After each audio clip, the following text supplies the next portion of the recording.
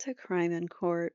My name is Heather, and we are rewatching the 1993 Menendez brothers trial, California versus Eric and Lyle Menendez, on trial for the homicides of their parents, Kitty and Jose. They are claiming the imperfect defense, which is an imperfect self defense, meaning that they were terrified. They have testified, well, we've heard so far from Lyle and from other their people who evaluated him, the defense experts. We've heard that the boys believed that their parents were going to take their lives. They were in fear that their lives were in danger because of their parents, because there was high tensions that weekend. So here we are now kind of analyzing this trial from today's perspective. And I was going to say, or I have said in the past that if they had this trial now, they might not have been they might not have received life in prison. However, I take that back because recently there was a case of a 14-year-old girl who had mental health issues, and she took the life Carly Gregg, if you're familiar, if you watch any of the trials. I was watching that, and she was found guilty and sentenced to life in prison. She's 15. So there is a serious problem. I do not believe that we should be sending anyone under the age of 18 to life in prison. Um, is there no chance for rehabilitation? She shot her mom, but she claims that she was having a psychotic something or other, like she wasn't remembering what was going on. She tried to shoot her stepdad too. He survived. So it's just a really crazy case. And there was abuse involved in that too, where her father, her biological father, was very abusive.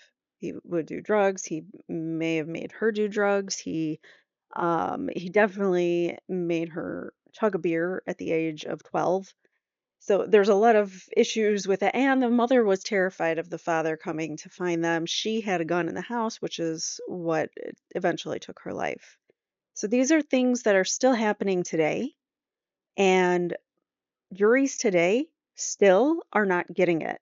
And that's a problem. So I'm looking at this case now and I'm going, jurors would still put them away for life and go, people have no sympathy anymore in this world. And it is just outrageous. It is so disheartening to see all the hate and vitriol in this world. Try to be nicer to people. That's that's my message. Just try to be nicer, have more empathy for people. Think about things in their shoes. What if you had to walk in their shoes? How would you handle it? Those are things that, a lot of this world doesn't do. We're so ready to convict the bad guy in this country. And the media portrays the defendant as a bad guy, always, at mass media. And that needs to stop because everyone may say like, "Oh, well, I can be unbiased," but when you've been bombarded by news clips and articles about this person and being told how evil and what a monster they are, which speaking of, this is going to be a kind of a longer intro because I just have a lot to say today. So, I watched the whole Netflix series Monsters about Eric and Lyle Menendez, their story. Supposedly, it is not their story. I just want to warn you all, if you do watch it for entertainment purposes only. There are things that are accurate and true, but there are very many inaccuracies. They also tell it from points of view where, like, someone else might be telling a story of what their theory was, and then you see it playing out by those actors. So you see the alternative situation being played out by those actors. And also, meaning Eric and Lyle, who played the actors who played Eric and Lyle.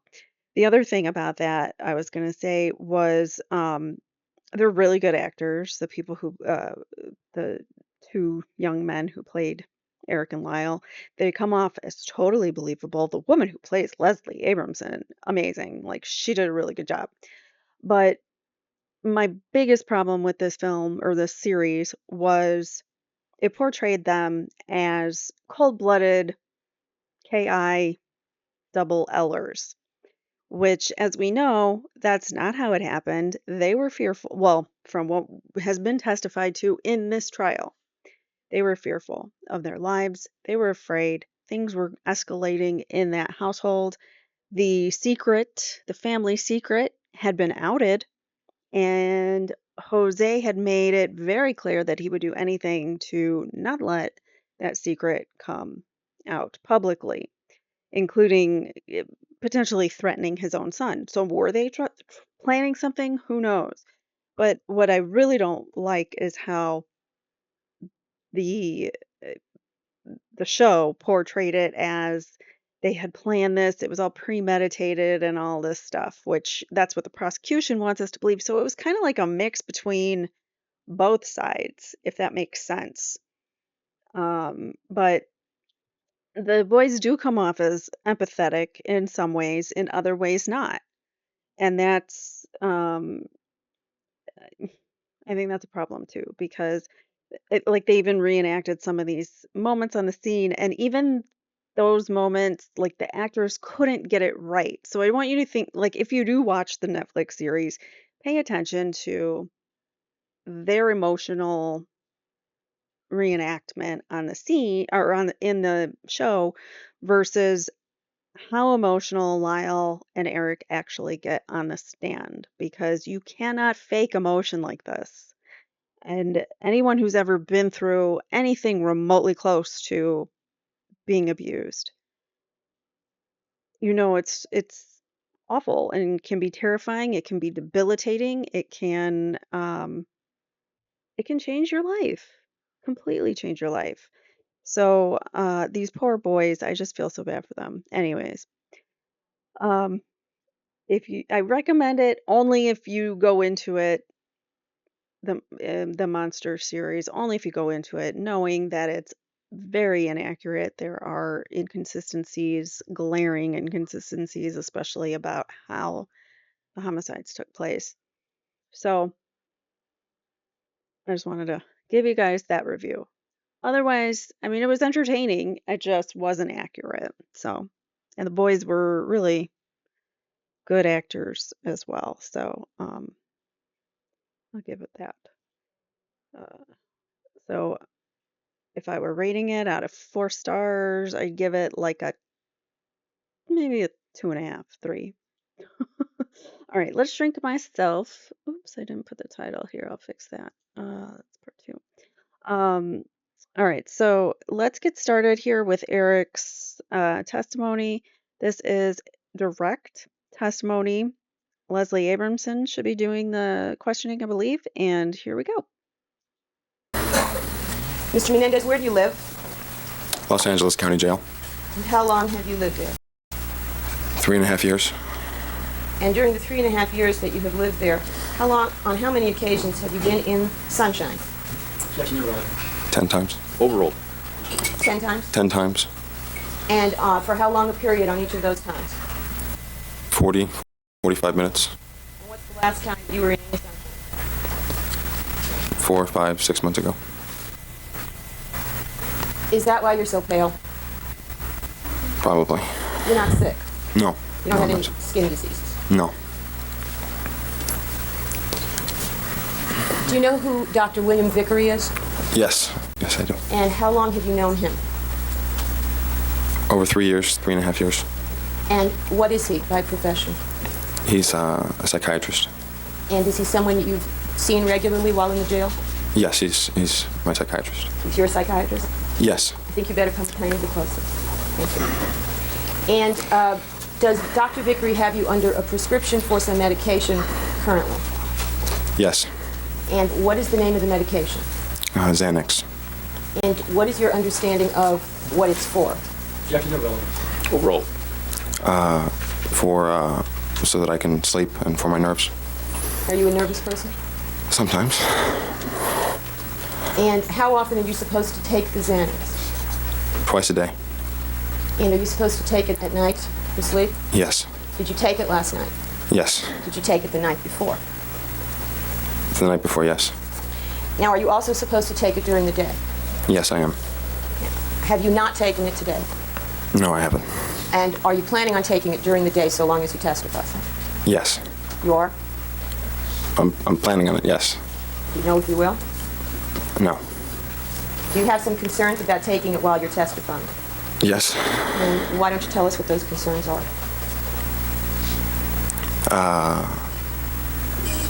I've been told that when you take Xanax, Let me ask you something. Does it make you sleepy? yes. Are you reluctant to take it when you need to be awake? Yes. Were you aware of the fact, Mr. Menendez, that in 1987, 1988, and 1989, your mother took Xanax? Yes. Do you know what the dosage is, what the size of the pill is of the Xanax that you're supposed to take? Yes. What is it?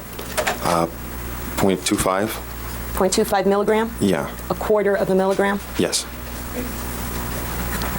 And that makes you sleepy? Yes. Did you, strike that. How long, strike that. What's the first day that you resided in the Los Angeles County Jail? March 11th, or the night of the 10th, or the 11th, 1990. And was that the day that you were arrested? Yes. And where were you arrested? At the LA airport. Los Angeles International Airport? Yes. And did Detective Zoller arrest you there? Yes, he did. And how did you come to be at Los Angeles International Airport? I flew in from Miami and London. And where had you started out on that journey? I was in Israel playing tennis.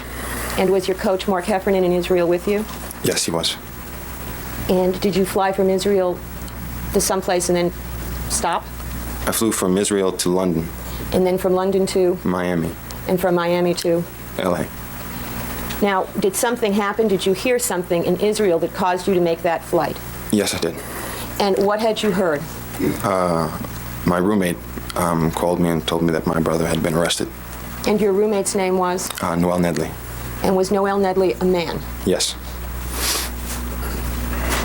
And did Noel tell you, or did you understand what your brother was arrested for? I think he told me. Yeah. You knew it was for killing your parents. Yes.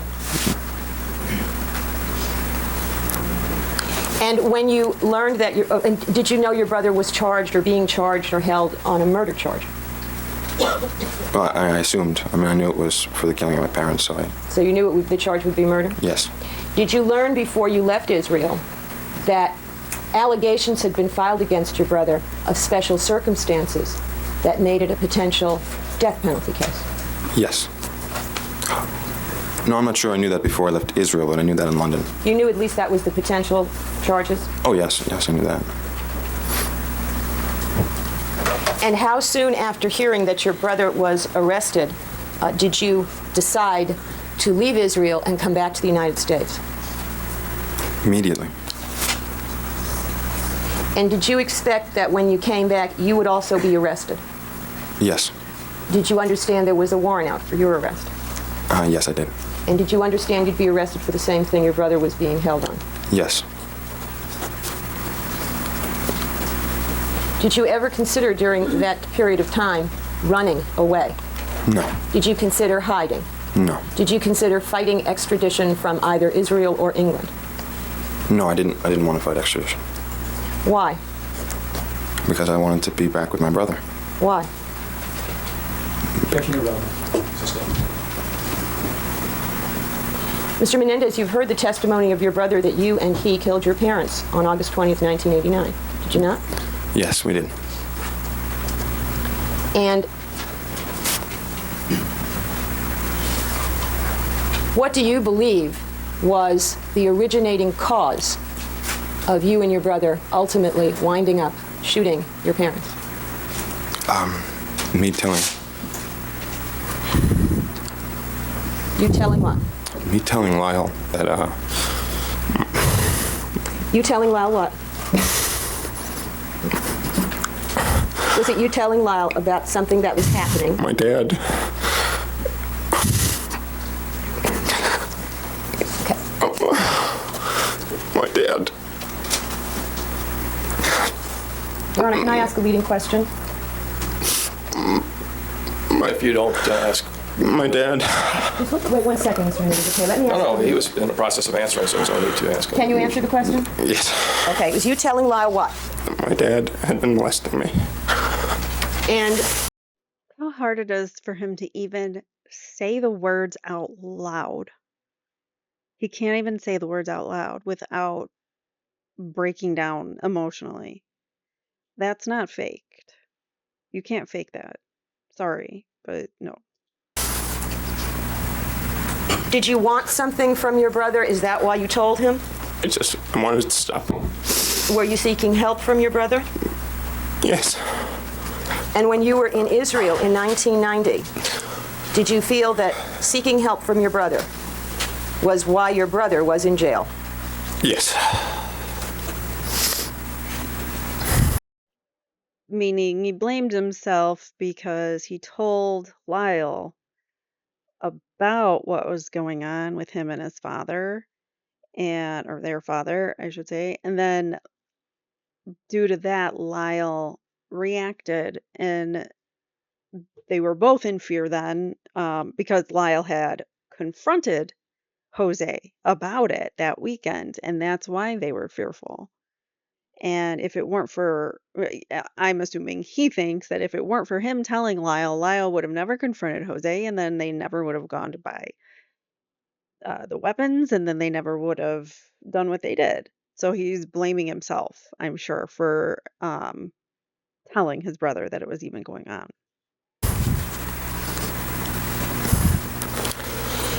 In the summer of 1989, Mr. Menendez, did you live with your parents, Jose and Mary Louise Menendez? Yes, I did. And how old were you? I was 18 years old. And had you always lived with your parents your whole life? Yes. You had never been sent away to school, boarding school, or anything like that? No. Had you on a couple of occasions gone away to camp for a week at a time? Yes. Other than that, did you always live with your folks? Yes, I did. And in fact, as of that summer of 1989, had you taken all of your vacations with your parents? Yes. Had you ever been an exchange student or studied away from the city in which they lived? No.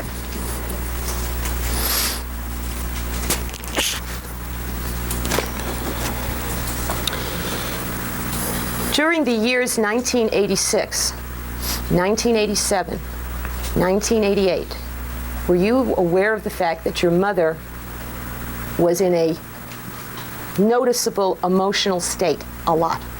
Yes.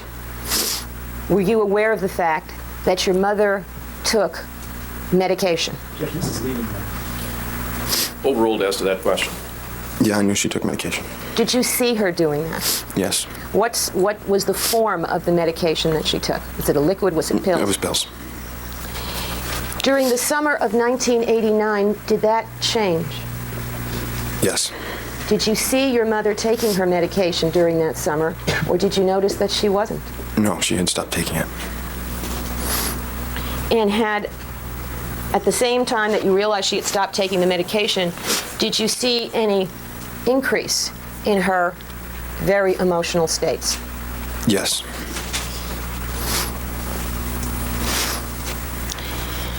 Mr. Menendez, during the summer of 1989, were you being sexually molested by your father? Yes. And when did that begin? How old were you? I was 6 years old. Now, you have seen...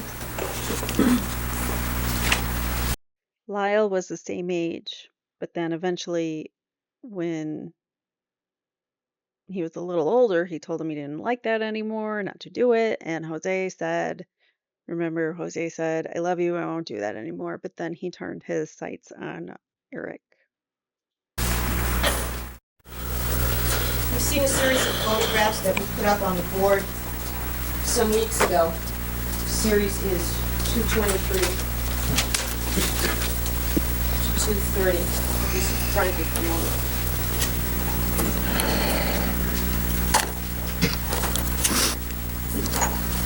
Why don't you look through those and tell me if you remember seeing those when they were last put up in this trial?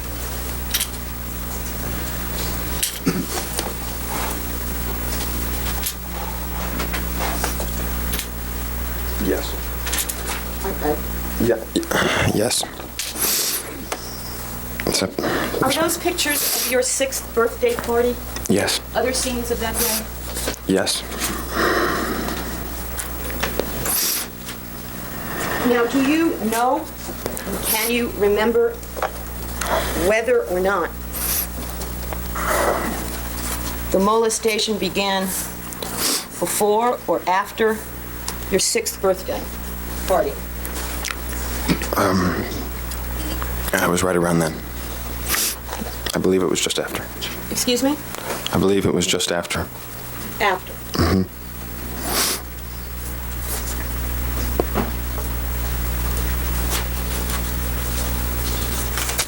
And where were you living at the time? Muncie. You've seen the chart that we have used to identify the houses? Yes. You recognize the Muncie house from that chart? Yes. And was that house in quite a wooded area? Yes, it was.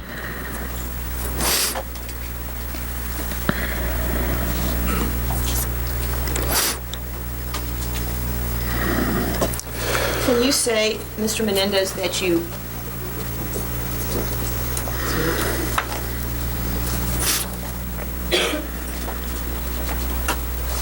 Can you say that you actually remember your 6th birthday party?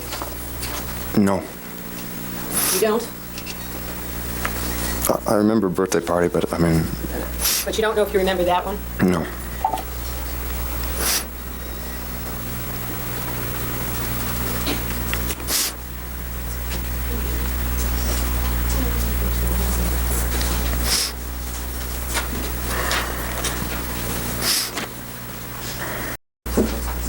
Photograph in this series of your body naked.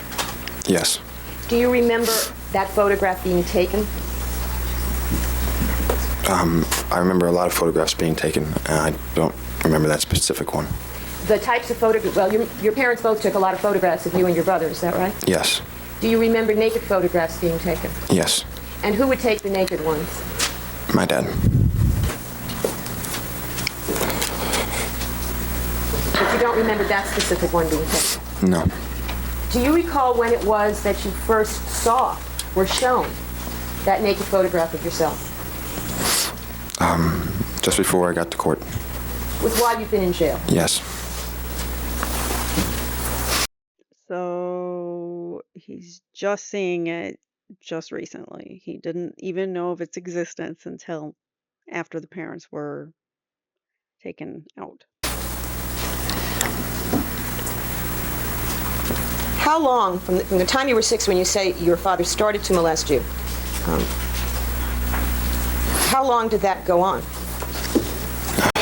12 years. And were there episodes of sexual activity with your father over that last summer? Yes. Over the course of the 12 years, did the type of sexual activity that your father engaged in with you vary and change? Yes. Were there patterns to the behavior so that there were actually different kinds of sexual incidents with your father? Overall. Yes. And did you come over the years to give those different kinds of sexual incidents names? Yes. And would you tell us what were the names that you gave to those different types of incidents? Knees. Knees? Knees. K-N-E-E-S? Yes. That was one type? Yes. What was another type? Nice sex. Nice sex. Nice sex. What was another kind? Rough sex. Rough sex. And was there another kind still? Yes. And what name did you come to give that kind? Just sex. You called that sex. Yes. And was that you called sex some form of intercourse? Yes.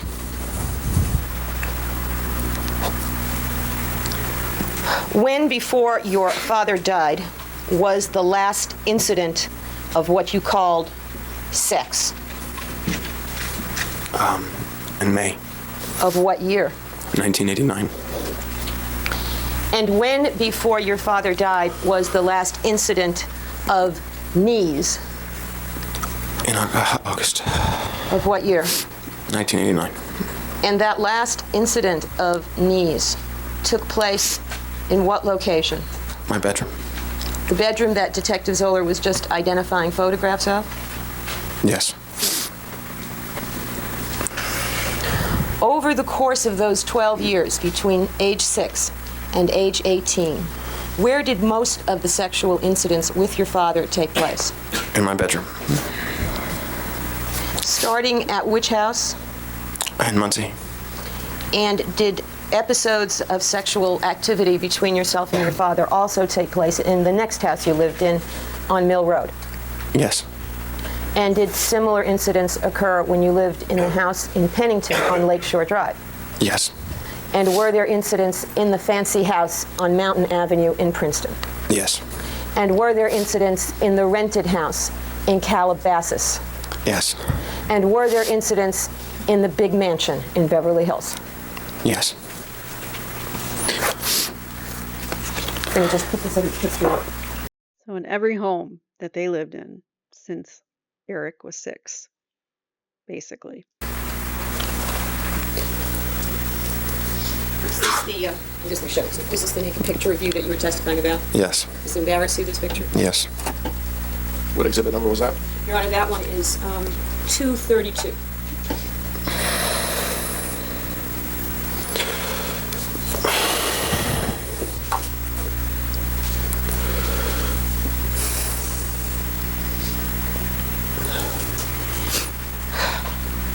The summer of 1989, Mr. Menendez, what did you do for the bulk of that summer? I played tennis. And you played tennis? Yes. Did you play tennis at home or were you traveling? I was traveling. And you were traveling to what? Tennis tournaments. And were these tennis tournaments in different places? Yeah, they were in San Francisco. They were in Kentucky and Michigan. And was this series of tournaments part of the junior national competition that occurs every year? Yes. And what is the last place that the junior nationals is played every year? In Kalamazoo, Michigan. When did you start traveling to these tournaments that summer? July. And the first place was? In San Francisco. And did you stay in a hotel with your parents during that part of the tournament? Yes. And do you remember what town or area that hotel was in? I believe it was in Burlingame. Burlingame, California? Yes.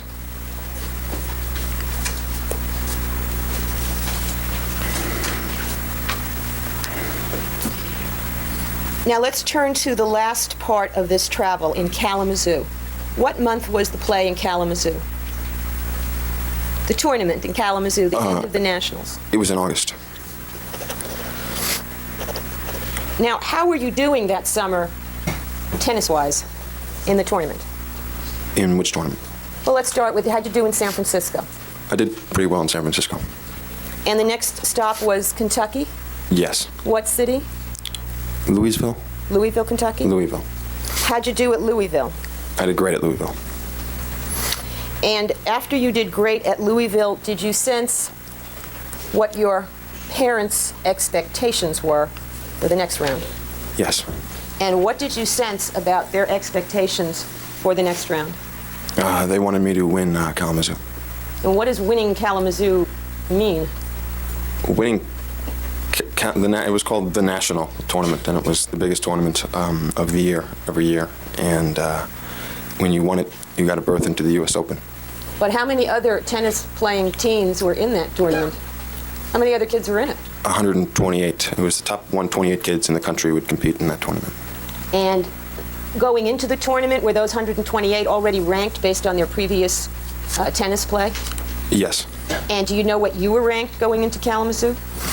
Not quite sure. I think I was ranked 44. I know that was my ended up ranking, somewhere around 40. And when you say your parents expected you to win it, does that mean they expected you to go from 44 to 1? Well, not necessarily go from 44 to 1 in the rankings, but win the tournament. In other words, beat everybody and wind up the #1 player in that tournament? Yes. Now, there was some youngster ranked 1, wasn't there? Yes. And 2. Yes. And all the way, there's 43 people ranked higher than you. Yes. Did you feel it was, that you could do that you were going to win Kalamazoo? No. Why not? Because I wasn't good enough to win Kalamazoo. And did you say that to your parents? Now, don't expect me to win this, I'm not good enough. No. Why not?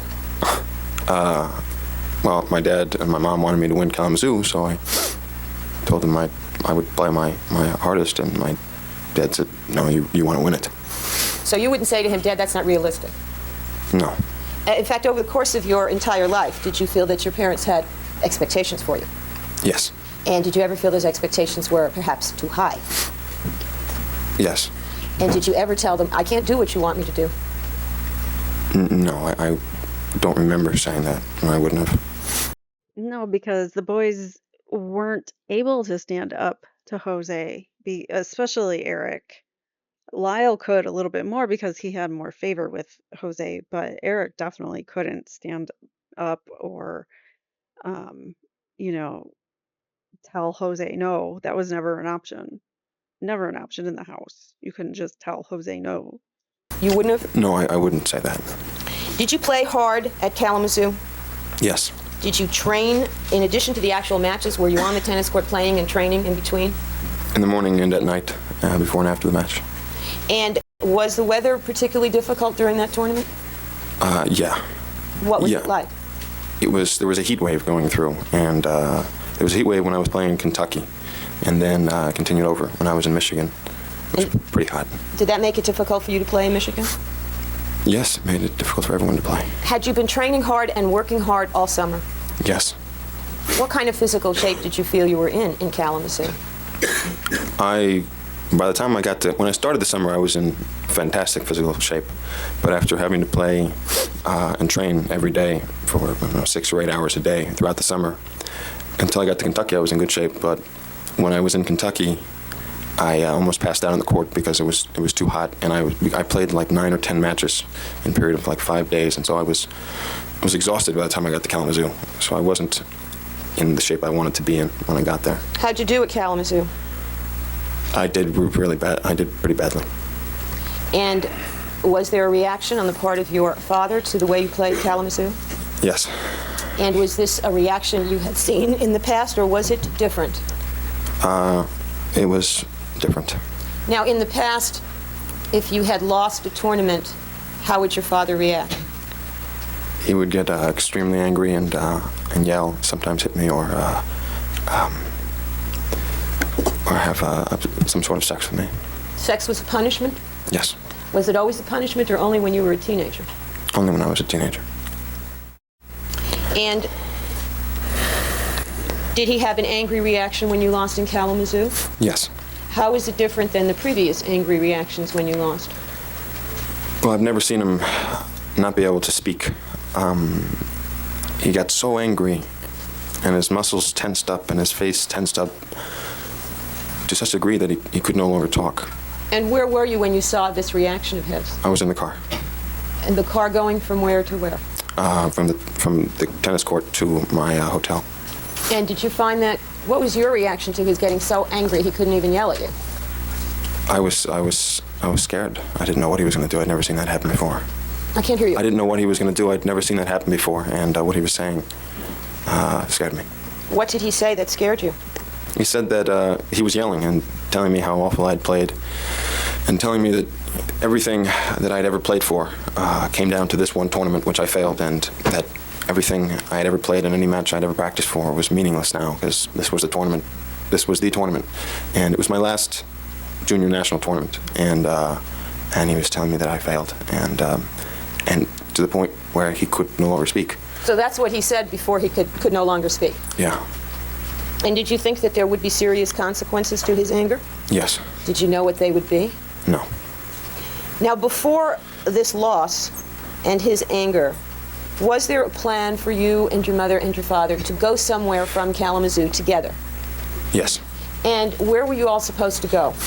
We were supposed to go up to Canada to see my grandfather. And that's your mother's? My mom's father. Was he ill? He was dying of cancer. And from what you could observe and what you heard, was your mother anxious to go see her dying father? Yes. And after you lost at Kalamazoo, was there some change in that plan? Yes. And what was the change? My dad said that he and I were not going to Canada and that we were going back to California. And how did your mother react to that? Well, he told my mom that if she wanted to go, she'd go alone, and that I and he were going back to California, and there were no argument about it, no questions about it. Now, your mother declined to go to Canada by herself, is that right? Yeah, she said that she wasn't going to go if my dad wasn't going to go. And therefore, were plane tickets for Los Angeles purchased for the three of you? I assume. Did you all three return to Los Angeles on August 9th via United Airlines? Yeah, I believe that was the date. And when you got back to Los Angeles on that day, did you see your brother Lyle? Yes. And to the best of your knowledge, had he been in Los Angeles some time before you got back? Yes. Now, did you have some hope or dream or expectation over that summer of 1989 for some improvement in your life? I had it for a lot longer than that. But you had it that summer as well? Yes. And first of all, what was it that you wanted to improve in your life? I wanted to end the sex with my dad. And did you have some expectation of how that was going to happen? Yes. And what did you expect? I was going to go to college. And how was that going to end the sex with your dad? I was going to get away from him, and I wasn't going to sleep at the house anymore. Now, what college were you expecting to go to? At that time, UCLA. And where were you expecting to live when you went to UCLA? On campus. In the dorm. just a regular, ordinary dorm? Yeah. Now, had you wanted to go farther away to college? Yes. Where had you wanted to go originally? I wanted to go to Brown. And where is Brown? In Rhode Island. Did you have any friends going to Brown? Yeah. Andy Pierce was going to Brown, and we had made plans before to go to Brown together. You and Andy Pierce? Mm-hmm. Is that yes? Yes. And did you apply to Brown? Yes, I did. Did you apply to a lot of schools? Yeah, I applied to something like 13 or 15 schools. And were you, did you go to Brown for an interview? Yes. And did you have contact with the tennis coach at Brown? Yes. Was it your, what role, if any, did you think tennis might play in your being accepted at Brown? I thought it would. I wasn't going to get into the college without tennis. What does that mean? Well, the Ivy Leagues don't have scholarships like UCLA does and the state schools, so they can't just get you in if you don't have the grade point average, and so I had to have a minimal grade point average to get into the school, but if you have the minimal grade point average, you don't usually get into the school, so I had to have the coach's help, and he was going to get me into the school as long as I had that grade point average. In other words, if you had just been applying as, someone who was totally non-athletic, the minimal grade point average would not get you in as compared to the other candidates for entry. Is that what you're saying? No, the minimal grade point Yes. average, yes. Okay. So you thought you needed to trade on your tennis skills to get into Brown. Oh, well, I knew that. And was there a point when the next step, if you were actually going to try to get accepted by Brown, the next step would have been taken when someone vetoed your plan to go to Brown? Someone said you couldn't go? Oh, my dad said I couldn't go. And that was after you had already applied and already started the process? Yeah, well, it was after the coach called me and told me that he needed to confirm that if I got in, I would go. Because apparently they can get 2 players in or something like that, each coach of every sport, as long as they have the minimal grade point average. And he said, if I get you in, you got to promise me you'll go. And that's when I had to talk it over with my dad. And he said, Dad? He said, no. Was there also some discussion in the family, which included your mother, about your going to the University of California at Berkeley? Yes. Had you been accepted by the University of California? Amazingly so, yes. More than one campus accepted you? All the UC campuses accepted me. And do you think tennis had anything to do with that? I don't know, and that's what I'm amazed about, because I never talked to the coaches, and I didn't have the grade point average to get into them. I just assumed it was because I put down a Spanish name or something. Well, have you seen any of the applications that your mother made out for you for college? Yes. Did she identify you as Hispanic on those applications? Yes. Again, I just want to point out the boys didn't do their own homework very often. It was much of the time Kitty was doing Jose's work, and she also helped Erik a lot with his, because the boys, remember, Jose wanted them practicing their tennis rather than schoolwork. And indeed, you are in part, are you not? Yes, yes. So was there conversation about your perhaps going to Berkeley? My mom wanted me to go to Berkeley. And did you have some sense of why your mom wanted you to go to Berkeley? Yeah. What was that? She didn't want me around the house. She wanted me to go to far away to Berkeley. She wanted me to go to Brown. But then once my dad said no, she wanted me to go to Berkeley. Were you aware of the fact that your mother had some dreams that when you were gone to college, she could stay with your father all the time, travel with him all the time, never leave his side? Did you hear that sort of thing? Yes. All right, objection sustained as to the form of the question, calling for speculation, also leading and suggestive. Did you hear your mother talking about what her expectations were after you went off to college? Yeah, she was excited to get Lyle and I off to college and away from the house so that she could take trips with Dad, and she wouldn't have to she didn't want Dad to go on business trips alone. And so she would be able to go with Dad to business trips. And Well, she was also scared that he was going to cheat on her, so she probably wanted to be able to go to all these different meetings that he supposedly had so that she could keep an eye on what he was doing and make sure that he wasn't cheating on her. she'd just be able to have the house to herself. And have Dad to herself? Yes. Now, how important was this idea in your mind that going to college would end the molestation by your father? How important was it? Yes, how significant a notion was this? It was the most important thing in my life. It was everything in my life. It was all I thought about. Why was it all you thought about? I don't understand. All right. Why was it all I thought about? Yeah. Because it would end the sex, and that's all I thought about. How did you feel at 18 about the fact that your father was having sex with you? I hated it. I hated it. I hated it. And Three, I hated it. I mean, it doesn't get any clearer than that. And I just don't understand anybody saying that this is all made up or fake. There's so many details, there's so much cooperating evidence, and the boys have similar stories. So it just baffles my mind that people still think that these are just cold-blooded takers of lives. what did you think your options were with respect to sex with your father? Options? I had no options. Well, let me ask you this.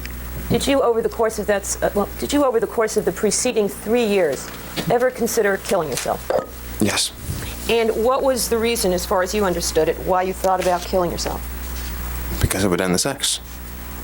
And that's all I wanted. And had you ever tried to end the sex through confrontation or violence against your father? Yes. Yes? You were violent towards your father? No, not violence, no. But I said no to him once. You said no once. Yes. How old were you when you said no? I was 17. And was there a reason that you gave him for saying no? Not that I gave him. Was there a reason, though? Yes. What was the reason? I couldn't take it anymore. I didn't want it anymore, and I was really in a bad state that day, and he just walked in the room, and I said no. He walked in the room, and there were certain signals and things that he would do, which we'll get to later, that told you that sex was... Counsel, let's not lead the witness. Okay. Were there certain things or signals that he did when he walked into your room that told you that he wanted sex of some kind? Yes. And did any of those things happen on that day when you said no? Yes. Now, without going into the details of it, on that particular occasion, after you said no, did your father become upset? Yes. And did he do anything violent? Yes. And would you just tell us, not what happened, but just generically, what violent things did he do? He threw me on the bed and went to get a knife and put it at my throat. Put the knife to your throat? Yes. And was there sex with your father that day? Yes. Was it that fourth kind that you called Yes. sex?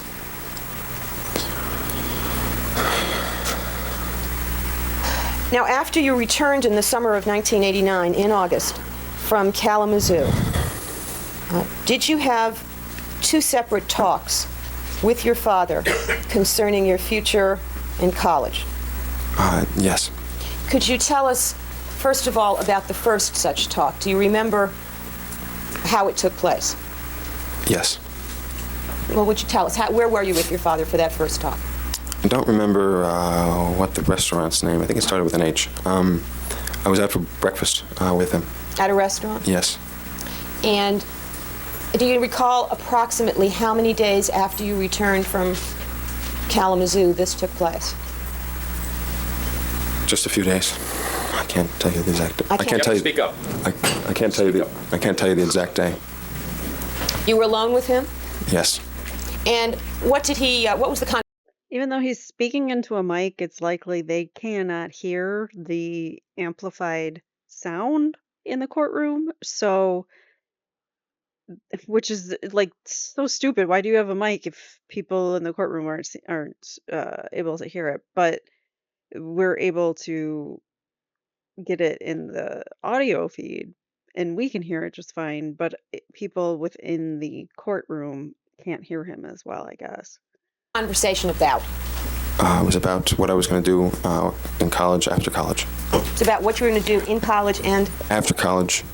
okay. And what? Who was doing the talking? Were you telling your dad what you were going to do in No, college? my father was telling me that after college, he wanted me to take business and economics as my major. And after college, he wanted me to take this, I guess, a special program at UCLA, this business law school program that combined it in a certain amount of years.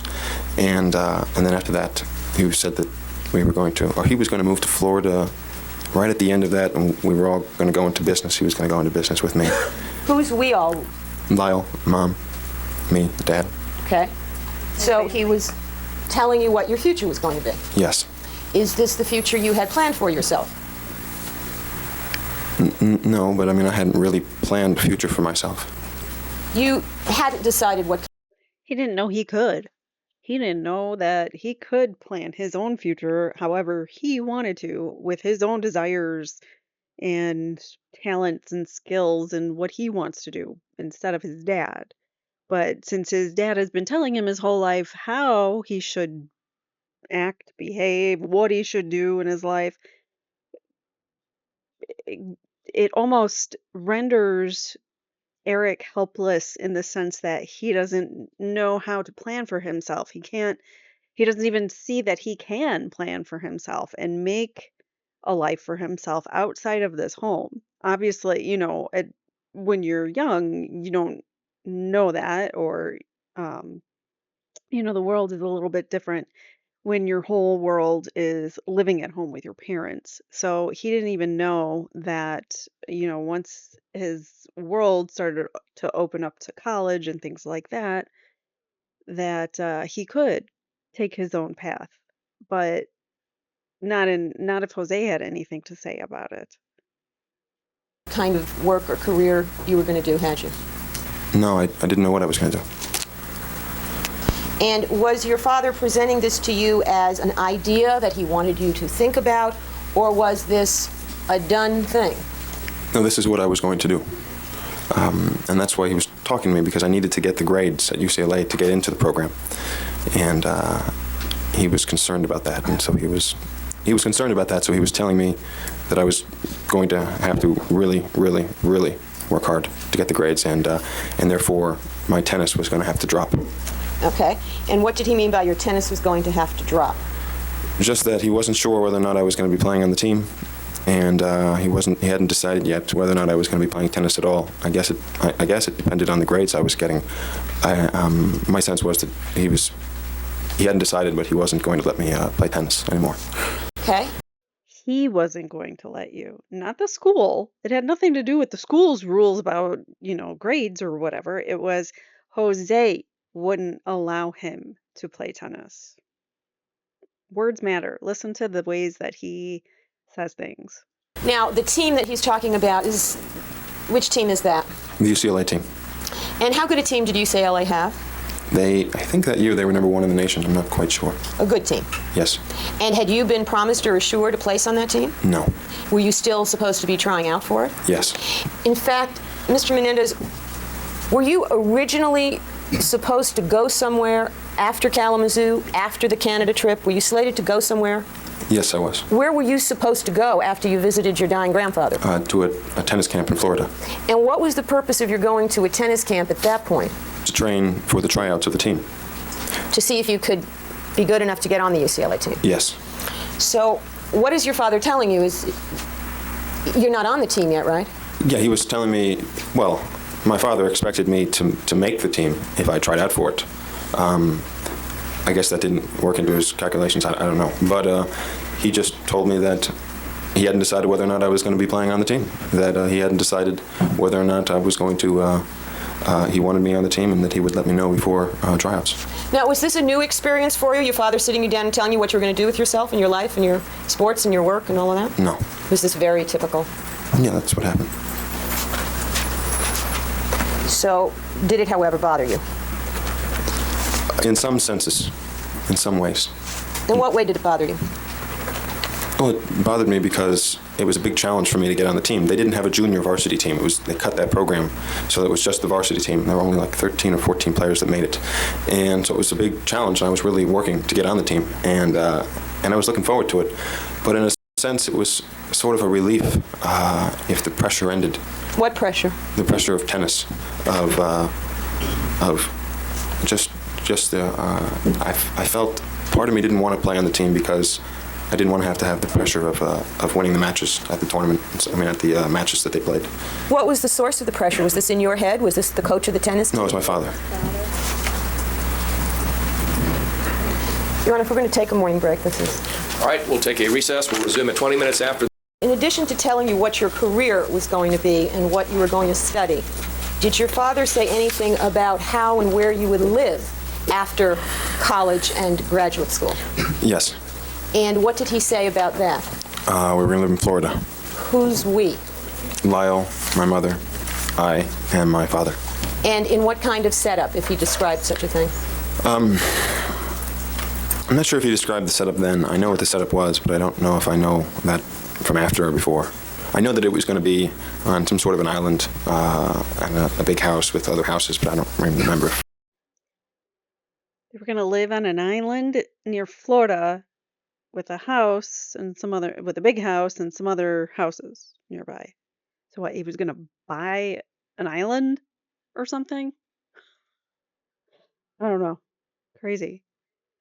But yes, we know that he had this new aspiration. He was all over the place in his career. But he was a record exec, as we know, most recently, I think, before the end of his life. And there's allegations that he was inappropriate with a member of the boy band Menudo, which he signed. So there's also more corroborating evidence that Jose was a serial abuser. Yeah. So there's that. You heard your brother testify about your father talking about purchasing a large area of land, a compound of houses. Yes. Did you know about those plans before your parents were killed? Yes. You just don't know if... A compound of houses. Was he starting a cult? What? Or some kind of something where he had a harem of women? I don't know. Like, what is going on? He's buying a commune now? If your father mentioned it in that conversation? Well, no, I knew that we were going to move to Florida. I don't know if I knew the setup before or after. That's what Before or after what, Mr. Menendez? they died. Okay. Now, after this breakfast discussion with your father, did you go to your mother and say anything to her about, gee, Dad's got my whole life planned, I'm unhappy with it, to do something? No. Were you ever able to go to your mother for that kind of intervention? No. Why not? Because you just didn't do that. My mom wasn't going to help. How did you know that? Because she had never helped before. Were there other things your father had decided that you didn't like or didn't want to go along with? Yes. Had you ever shared your desires with your mother? I'm confused. Had you ever told your mother, I'd like to do this, Dad doesn't want me to do this? Maybe when I was real young, but not once I got to be a teenager. Did she ever go against Dad No. concerning anything having to do with you? No, she never went against Dad. Did she ever go against Dad concerning anything having to do with Lyle and his life? No. Now, was there another discussion with your father within the week after your return from the tournament in Kalamazoo? Yes. And do you recall where this one took place? This took place in the study in the Beverly Hills house. When you refer to the study, could you give us a further description of that room? It was a paneled room. You popped the mic. It was a paneled room similar to these panels. It had a wooden floor, and there were 2 chairs and a sofa and a table, 2 tables in there. That's not the same room as the den. No. The den is where your parents were killed. Yes. And what was the topic, what was the basic topics of discussion in the conversation you had with your father in the study? What courses I was going to take at UCLA. And was this you telling him what courses you wanted to take? No, he had all my course sheets lined up on the coffee table, and had his writings and his papers. What do you mean by his papers? Well, he had, I guess, written out different courses I could take, and then alternative courses to that, and what I would be taking in my second year, and basically how I was going to line up my college years and what courses I was going to take. And did he have some materials from UCLA there that told him what courses were available, what courses were offered? Yeah, he had all the course sheets, all the... He planned out every single one of his courses. He did that with Lyle, too. And he did a lot of Lyle's homework, even in college. So I imagine he probably would have done the same here, thinking like, oh yeah, it's just a business degree, whatever. I already have it, or I know this stuff because I live it, whatever the case may be. And I think he took some pride, maybe like an ego boost, to be able to do this work, even though it was his son's benefiting for the grade, but I think Jose liked to do the homework himself. I also think he did it to maintain some kind of level of academic success for his sons. I never saw them, so I don't know. But I mean, I saw them when I was in that room with him. What do you mean you never saw them? You were going to be the student, weren't you? Yes, I was going to be the student. And no one ever gave them to you to look over? No, my dad had them. And the papers, you say, these are things that had his handwriting on them? No, some had his handwriting on papers, and then the other ones were the UCLA form sheets and course sheets explaining what all the different courses you could take in your first semester, I guess second semester, and your second year, and so on and so on. Okay. So he had mapped it all out? Yes. And he was telling you what you were going to take? Yeah, we were talking about, I guess it was orientation or registration. I'm not sure if the two are combined. What is registration? When you sign up for the courses. Okay, go on. And he was telling me that we had a problem. We had a problem? Yes, that's how he would talk. Okay, and what was the problem? He said that the problem was that the parents could not be there. Back up from the mic. He said that the parents could not be there at registration. That was the problem? Yes, and so the problem was that if one of the courses that he had lined up for me was filled, that I would have to pick the alternate courses. And so he wanted me to go to a payphone and call him and tell him what courses were available and not, and that's why he had his alternative course sheets. So he expected you to telephone him from registration so that you could tell him what courses you were taking, or he could tell you what alternative to take? Which was it? Well, I could tell him both. I could tell him what courses I could take. And Were available, and therefore he would be able to tell me which courses to sign up for. So he was going to pick which classes that you registered for? Yes. And what else did he say about how... Talk about controlling. I mean, every little minute detail in their lives is planned out by Jose or Kitty. It's crazy. And they have no say in their own lives. how you were going to deal with college in that conversation? He told me that I was going to be staying home a few nights a week, that I was going to have my bedroom where it was, and it was going to be my bedroom, and that he wanted me to come home and eat and study with him several nights a week so that my grades would stay up, and that he would be able to keep apprised of what was going on. Now, was that a significant piece of information for you? Yes. And how did you react to hearing that he expected you to sleep at home? I asked him what he meant. What he meant I was going to be staying home with my bedroom there and so on. And he said that I was going to be sleeping home several nights a week so that I could, at dinner and after dinner, go over my work with him. And I couldn't accept what he was saying. What do you mean you couldn't accept it? You said, "No, Dad, I'm not going to do that." Is that what happened? No, I just kept asking him what he meant. I couldn't accept what he was saying. Why? Because he was saying I was going to have to live at home as well as living at college, and what? I didn't expect that. Okay, you didn't expect that. Did you like that idea? I hated the idea. Why? Because my entire dream had been to go to college and to leave home, and for the last several years, all I thought about was going to college, and suddenly he was telling me that was his like hope for all these 12 years that this has been going on. He's been hoping and praying to get out of the house and get away from his father. So then all of a sudden, I mean, this is like his one hope to get out. And all of a sudden his dad is like, "Nope, you're staying here. And our relationship as is going to continue. You don't get to go away to college. Lyle does, but you don't." Can't even imagine. that I was going to be living at home, and that the Well, what did you think that meant with respect? Let him finish the answer. Can you finish your answer? no. Go ahead. And he was going to be telling me that I was going to be living at home, and that basically the sex was going to continue. Did he say the sex is going to continue? No, he didn't say that, but that's what I knew meant. That's what you believed it meant? Yes. And how did that make you feel? It made me feel lost. It made me feel like it made me feel like the hope that I had was gone, and that suddenly this was gonna continue throughout college, and I felt like I was crumbling. I felt like nothing mattered anymore, that it was gonna continue. Emotionally, what did you convey to your father during this meeting, if anything? How did you visibly react? I guess I just acted stunned. I don't know how I reacted. Did you cry? No.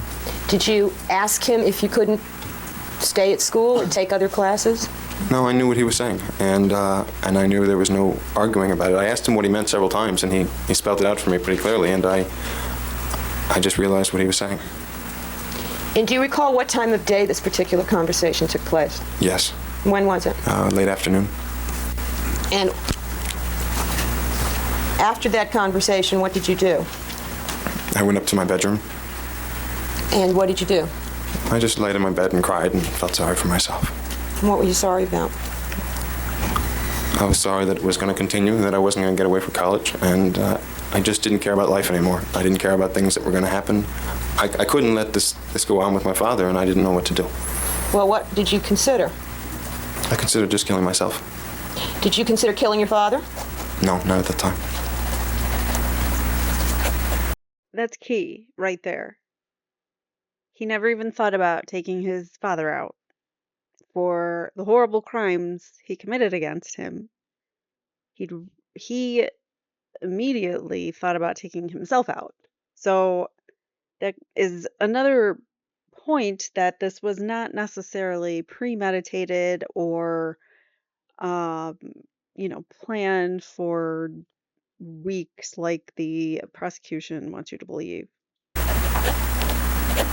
Were you feeling angry? Were you feeling depressed? Were you feeling sad? What were you feeling at that point? I was extremely sad. I felt like nothing mattered anymore. I felt like the one thing that I'd been living for suddenly was taken away from me, and I didn't care about life anymore. Was your social life better when you lived in California versus when you lived in New Jersey, or was it worse, or was it the same? It was better. And what was different about your social life in California than when you lived in New Jersey? I had a lot more friends. I was able to go out with my friends. I was able to hang out with my friends, and suddenly I was I felt more important. You I felt popped the mo- mic. I felt more important. Okay. Did you feel liked by friends? Yes. Haven't all of these witnesses been popping the mic? Why does she care that he's popping the mic? She keeps telling him that. During those years in California, did you ever think about what would happen if any of your friends knew? Did you think about that? I thought about it all the time. And what did you think? I couldn't accept the fact that they might be able to find out. I was never going to let them find out, and that's just all I thought. I never thought about what would happen if they knew, because that just was not going to happen. Well, were you concerned about people knowing? Yes. Okay. Did you want them to know or did you not want them to know? No, I did not want them to know. Why? Overall, Why didn't you want them to know? we specify what it is that he didn't want him to know. Why did you not want them to know that you were a boy who had sex with his father? Because I didn't want to be humiliated. I wanted them to like me. I wanted them to think that I was a friend of theirs, and I just wanted to be one of them. One of the boys? Yeah. Did you think what was happening with you and your father was normal or abnormal? I knew it was extremely abnormal, and I wasn't going to let anyone find out. Did you think what was happening with your father was all his fault, or did you think it was partly your fault? No, I thought it was partly my fault. In what way was it your fault? That I never stopped him, and then I let it go on, and just those reasons. Did you have a high opinion of yourself because of what was going on with your father? A low opinion? No opinion? I thought I was a coward. What else? I hated myself for it, and I knew I should have stopped it. Okay. Now, what did you do after you went through this period of feeling sad and feeling sorry for yourself? I just cried a lot and decided to leave. To leave? To leave. I decided to go over to a friend's house. You mean to leave the house? Yes. And what did you do based on that decision, if anything? I packed my bags. Back up a little. I started to pack a big bag, duffel bag. A big duffel bag? One of my tennis bags. Okay. How long were you planning to stay at a friend's house? Just for a few days. And had you ever done that before? I had stayed at a friend's house for a day, but never for a few days, no. Did you think your parents would let you? I really didn't care. So you packed this tennis bag? Yes. Yeah, when you're scared of your parents and you want to get away from them, you really don't care if they're going to be mad at you or not. Did something happen while you were in the process of packing it? Yes. What happened? My mom came into the room. She knocked on the door, and I opened it, and she saw what I was doing. And Why didn't she just walk in? Why did you have to open the door? I always kept my door locked. Did everybody in that house always keep their doors locked? Yes. And after What? That's weird. Isn't it? Everyone keeps their doors locked in this house? That's bizarre to me. your mother came in, what happened next? She looked at what I was doing, and she said, "Where the hell do you think you're going?" And I said, "Just for over a friend's house for a few days." And she said, "No, you're not." And she just started throwing the clothes out of the duffel bag. And And what did you do? I just watched. And what happened after that? She screamed and said a few more things about how I wasn't going to leave. And then she ran out of the room. She ran out of the room? Marched. Marched? She ran and marched out of the room. She left the room in a hurry? Yes. What kind of emotional condition was she in when she left? She was very angry. Why was she angry? We had had a fight before, a year before, about it. A fight with whom? We had an argument with my mom a year before, the same sort of argument, About what? about running away. A year before there was an argument about running away? Yes. Well, did you tell your mother on this occasion, I'm running away, I'm going forever? No, that was the year before. On this occasion, where did you tell her you were going? I just told her I was going over to my friend's house for a few days. Did you tell her why? No. Did she ask why? No. So what did the year before have to do with the condition she was in when she left your room? I just knew as soon as she walked in the room that there was going to be a problem, and I didn't even bother. Well, what was her emotional condition? I'm not clear. Was she upset? Was she sad? Was she in despair that when her she son walked in the room? When she walked out of the room? She was furious. She was angry? She was angry, yes. Okay. Did you have permission to run away from home? No. Was she angry the year before when you told her you wanted to do that? Yes. And after your mother left the room angry, did someone else come to your room? Yes, And who was that? my father. And did he say anything to you? Yes. What did he say? He asked me if I had a problem, and he asked me what I thought I was doing, and he pushed me against the window, and I came up real close, and he said, "You planning on going somewhere?" And I said, Now, "No." are you remembering this verbatim? You remember every word he said? No, I just remember the feeling that I had and what he did. Or is this the substance of the conversation? Yes. Okay. And what else, if anything? What were the other things he said? He told me that he was leaving this week and that I had better be there when I get back. When you get back? When he gets back. Okay. He said that he was leaving that week and that he would deal with me then. Deal with you when? When he got back. And what did that mean to you? I figured what it would mean. I figured that it would mean that he would punish me in some way. Mr. Menendez, you have to sit back. You keep popping the mic. Try to sit back. I figured that it would mean he would punish me in some way, in the way he always did. It wasn't what? In the way he always did.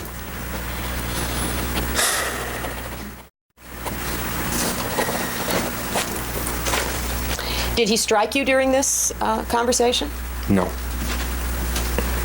And after, I take it he left after telling you he would deal with you when he got back? Yes. And how did you feel after he left? Were you still going to pack and go to a friend's house? No, you see, the state I was in at the time, I just didn't care. It just, after my dad told me that I wasn't going to get away from him, in essence, instead of going to college, that I was going to have to stay at home several nights a week, I just didn't care. Nothing seemed to matter to me anymore, and life just seemed to fold right in front of me, and I didn't care whether he hit me. I didn't care whether he killed me. It didn't matter to me anymore, because if I wasn't going to get away from that, then who cared? And so he did what he wanted. It didn't matter anymore. Well, are those the thoughts that went through your mind after he left? Those were the thoughts that were there the whole day and the next day. Okay. And were you then getting ready to put up with the same activity for the next few years that you had been putting up with for the previous 12? No. What were you thinking of doing? I was thinking of just killing myself. I was in a daze, and I didn't know what to do. And I just wanted to die.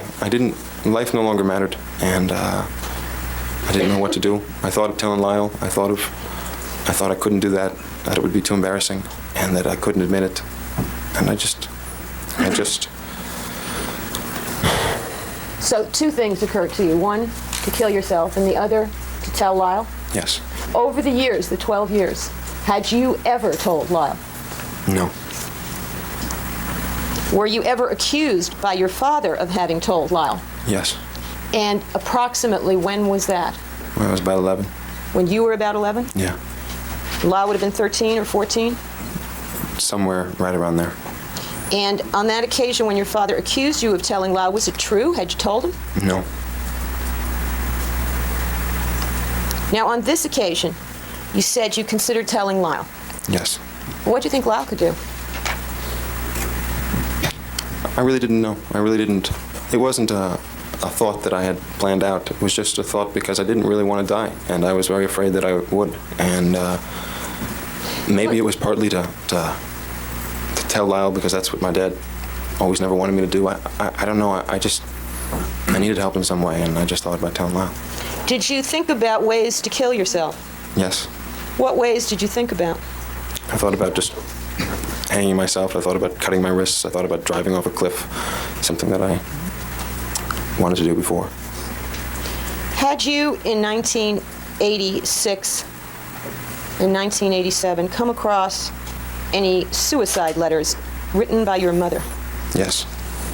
In any letter of your mother's that you saw, did she ever indicate the methods that she was contemplating using to kill herself? Yes. And what do you recall reading in those letters of your mother? She wanted to shoot herself. Did you come across any letter where she indicated she would sit in the bathtub with a razor in her hand and consider slitting her wrists? Yes.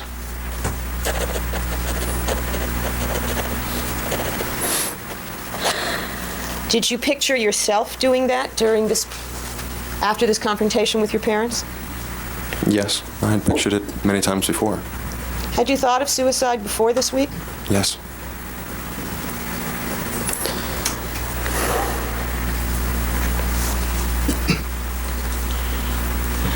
Now, do you have any memory at all, Mr. Menendez, of what you did the Monday before your parents died?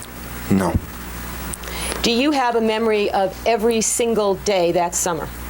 No. Do you have a memory, though, of every day after that Monday until your parents died? Yes. Starting then with Tuesday, what do you remember about Tuesday, August 15th, 1989? I remember trying to play tennis in the morning, not caring enough about it, and stopping. What was your general mood that morning? I was just very down, very depressed. Okay, depressed? Yeah. And what else do you recall happening that Tuesday? I recall a fight between my brother and my mother. Now, what was your understanding that Tuesday about where your father was? He was out of town. And do you know when it was he left? I believe on Monday. I'm not quite sure. Did you usually know in advance when your father was leaving on a business trip? No. Did he go on a lot of business trips? Oh yeah, he went on business trips all the time. And how would you become aware of the fact that he was on a trip? Either my mother would tell me, or he would call and I'd talk to him on the phone. But he never bothered telling you his schedule, where he was going or when? No. On this week, though, he did actually tell you in advance that he was going on a trip that week, did he not? Yes. Did he tell you specifically when he was leaving and when he was coming back? No, all he told me is that I'd better be there when he got back. I didn't know when that really was until I asked my mother. And what did you learn after asking your mother? When was he due back? Thursday. Now, on Tuesday, what else do you remember besides not being able to practice tennis in the morning? A fight between my mother and my brother. When you say fight, you mean a physical altercation? No, I just mean an argument, a lot of yelling. Okay. And where did this argument take place? Right between the den and the foyer. In the house? Yes. When you entered this house from outside, would you be standing in an open area? Yeah, you were standing in the foyer at that point. That's what you refer to as the foyer. Mm-hmm. And was there a staircase on the right that went upstairs? Yes. And was there a sort of gallery that cut across? Halfway into the foyer, was there like a lower ceiling? In a balcony? Yeah, the balcony. Yes, the balcony. And were they in the area beneath the balcony? Just in front of it. So to they the were side of the bathroom. past the balcony, there's another section of the foyer that leads to a bathroom and the den? Yes. So they were closer to the den than the part with the balcony? Yes. And how did you come upon this argument? Did they come out of a room They towards came out you? of the den. Okay. And my mom came out first, and she was yelling, and she was saying, "You don't need it. I don't care. I don't care what you want. You're not having it." And Lyle was right behind her, saying, "Please, please, I need it. It's not that big a deal. It's important to me." Now, at that point, did you have any idea what they were talking about? No, I had no idea what they were talking about. And do you know where you were coming from? I was coming from my car. Do you know where you had been? I don't remember where I'd been. Okay. And this mom This might be the fight about the hairpiece. yelling at Lyle, was this a unique experience in your life? No, not at all. And how typical was it for your mother to be yelling at Lyle? She yelled at Lyle all the time. Did she yell at you all the time? Not as much as she yelled at Lyle. And on this particular occasion, on this Tuesday, did she appear to be angry? Oh, yeah, she was really angry. And was that an unusual condition for her in relation to when she was dealing with Lyle? No, she was usually very angry when she was dealing with Lyle, but she was really angry a lot that summer. Okay. And what happens after you hear this exchange between your mother and Lyle? He was just saying I need it, and she just took a hold of his hair and just ripped it off. What did you think at that point? I didn't know what to think. I couldn't believe it. I didn't understand at first, and then it hit me, and then I realized, and I... What didn't you understand? What hit you? What did you realize? Well, she just pulled off his hair, and I knew he had something done to his hair, but I didn't know what, and within a moment I realized that it was a hairpiece, but I just couldn't believe it. At first, what did you think it was? I thought it was his hair. That she was ripping off his scalp, basically? Yes. Now, you said you knew he had something done to his hair. What do you mean by that? Well, I knew that his hair was beginning to fall out, and and I'd heard about a conversation that he and Mom and him had, I guess. I don't really remember it that well, but I know that suddenly he had a full head of hair, and it was always neat, always perfect, and I didn't quite understand what had happened. Well, didn't that tell you he wore a toupee? I didn't know really much about those sorts of things. I mean, I knew what a toupee was, but I thought it was obvious when you wore one, and I couldn't imagine that my brother was wearing one. Because it didn't seem obvious? I played tennis with him. I went swimming with him. It did not seem like he was wearing a toupee at all. So you thought it was some other method by which his hair was thickened or restored? Yeah, I thought it was some sort of surgery. I didn't know exactly what it was. So when you saw your mother ripping his hair off, did you react? Yeah, I was pretty shocked. I couldn't believe it. I just couldn't believe it. And how did he react? How did Lyle react? He just started to cry. And what, if anything, did your mother do after she had taken the toupee off of Lyle? She said, "See, you look fine. You don't need it," and just threw it at him. Did he look fine to you? No, I really couldn't believe it. No. Had you ever seen him like that? No. So what did your mother do, if anything, after she threw the hairpiece at Lyle? She ran up the stairs. And what did Lyle do? He wouldn't look at me. Not that I wanted him to at the time. But he went to the guest house. And what did you do? I eventually went over to the guest house. Now, why did you go over to the guest house at that point? Because I felt really bad for Lyle, and I was feeling pretty bad myself. And I'd been wanting to talk to him for 2 days, and I figured that he couldn't have had a more down moment than that, and so I figured I'd just share the moment with him. You were feeling down for 2 days? Yeah. Did you think before this incident, did you think if you talked to your brother, he might make you feel better? Yes. Did you have a good relationship with your brother at that time? Yeah, I had a very good relationship. Your Honor, it's a 2 afternoon. All right, we'll take a recess until 1:30, ladies and gentlemen, with this direct examination. All right, that was quick. Okay. Quick break. Mr. Menendez, we were talking about what you did after you saw the argument between your mother and your brother. Did you go somewhere? Yes. And where did you go? I went to the guest house Why did you go there? to talk to Lyle. And did you have in mind what you were going to talk to him about?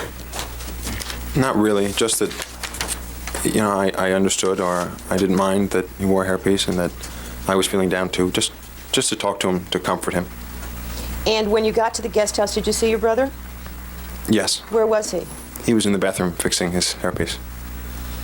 And at some point, did he come out of the bathroom? Yes. Did you start to talk to him? Yes. Can you tell us generally what you were telling him? Is it being offered for the truth of the matter asserted? No, Your Honor. And why is it being offered? It's being offered to as foundation for a conversation that is being offered for truth. Objection sustained. You heard your brother testify that you talked to him about how you wanted to be close to him? Yes. And is that what you said? Yes. And did the conversation then evolve into talking about something else? Yes. And where did it evolve to? What else did you talk about? Again, is this being offered for the truth of the matter asserted? Yes, Your Honor. Objection sustained. Well, I'd like to approach. You may. Thank you. This objection is sustained as far as the form of the question. The answers of the witness in regards to conversations are not being received for the truth of what was said. Just to reflect the state of mind of the defendant witness here, Mr. Erik Menendez, and potentially the state of mind of the person who heard what he said. Thank you, Your Honor. All right, Mr. Menendez, what did you say to your brother when you first started talking to him in the guest house? I was telling him that that things in the family didn't seem to be going so well. There seemed to be a lot of secrets, and that people seemed to be getting apart, and that I didn't want that to happen between Lyle and I. And what else did you say? Just that that I loved him, and that I didn't want his relationship and mine to separate. Could you assess what kind of mood your brother was in when you were saying these things to him, from how he looked? Or? Well, after the incident with my mom, he looked pretty down. Did you think that having his hairpiece torn off in front of you was a thing that would embarrass him? Yes. And did that enter at all in...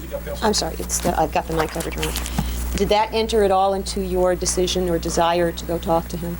Yes. No, I knew he was very embarrassed, and I wanted to tell him that there wasn't a reason to be. That it wasn't going to change your relationship? No. And then did you start talking about something that you were feeling badly about? Yes, I remember asking him if he remembered a conversation that he had with Dad when he was a lot younger, when I was 11. And did he respond? Yeah, he said he didn't know what I was talking about, and I asked him several times if he remembered anything about conversation that he had had with Dad or conversations that he had had with me about things that Dad was doing to me, and he said that he didn't know what I was talking about. So eventually, did you clarify what you were talking about? Yeah. What did you say? I told him that things between Dad and I were still happening, and that and he kept asking what I was talking about. So And did you tell him what you were talking about? finally, I told him. I told him Okay. that they were just sexual things. Sexual things? Yes. Now, why did you tell him that? Why did you bring that up? Because I was feeling really, really depressed and really down, and I didn't know what to do at the time. So I figured I'd tell Lyle, and maybe he could help me. Okay. And did he... You heard him testify, you heard your brother Lyle testify that when you told him that sexual things were still going on with you and Dad, that he was very nasty towards you. Yeah, he was very angry. And who did he appear to be angry at? He was angry at me. He was asking me why I never told him. He was asking me why I never did anything. He asked me if I enjoyed it, if I liked it, if I ever fought back. He just didn't understand. He was asking all these questions that were really surprising me. And apart from surprising you, how did these angry questions make you feel? They hurt me, and I was denying them, and I was saying, no, of course not, no, of course not. And I was just trying to make him understand. And at some point, did it appear that he did understand? Yes, sort of. He sort of changed his tone. Okay. And did he indicate to you, after he changed his tone, any plan or any decision that he was making? I could tell he was now just trying to understand where I was coming from. He was asking me who knew. He asked me if Mom knew. Okay, and what did you say when he asked you if Mom knew? Oh, I told him, of course, Mom didn't know. That if she would have known, she didn't know. And is that how you felt at that time, that your mother did not know? Yes.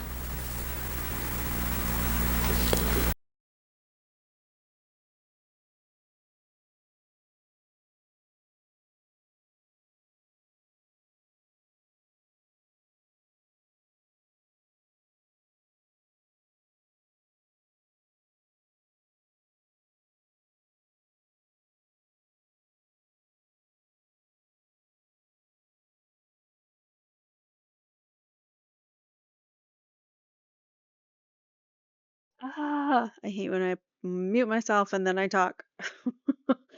As we know, Kitty was obsessed with Jose, and she did know. She did know what was going on. She hated the boy. She especially hated Lyle because he was the first, perhaps because he was the first of Jose's perversions. And she knew. She had to have known living in that house. And she allowed it to happen. She never stood up to Jose. She never protected her boys. She, in fact, blamed them for coming in between her and Jose. I mean, how sick is that? And did you ask him to do anything for you? I'm sorry. Did you ask your brother to do anything? You're telling him how badly you feel about this, right? Yes. You're telling him you don't want it to go on? I don't remember if I told him that exactly. I'm sure I conveyed it to him because he started talking about how it was not going to happen again, and he started to get really, really angry. And he was really upset and saying that it wasn't going to happen again. And I was saying, I didn't know. Dad said it was going to keep happening, and I was really worried about it going on when he went away. And he said, I don't have anything to worry about, that it's not going to happen again. And Did he tell you anything else that was going to change besides that this wasn't going to happen? yes, What else did he say was going to change? he said that I was going to go to Princeton with him. He said that if I couldn't get into Princeton, then I was just going to live with him over there.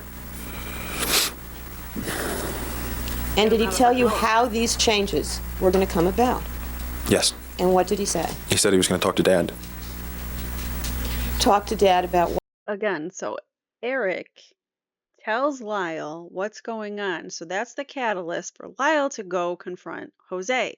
Jose then says things that could have potentially been perceived as threatening to the boys that weekend as the family secret was unfolding and everybody knew.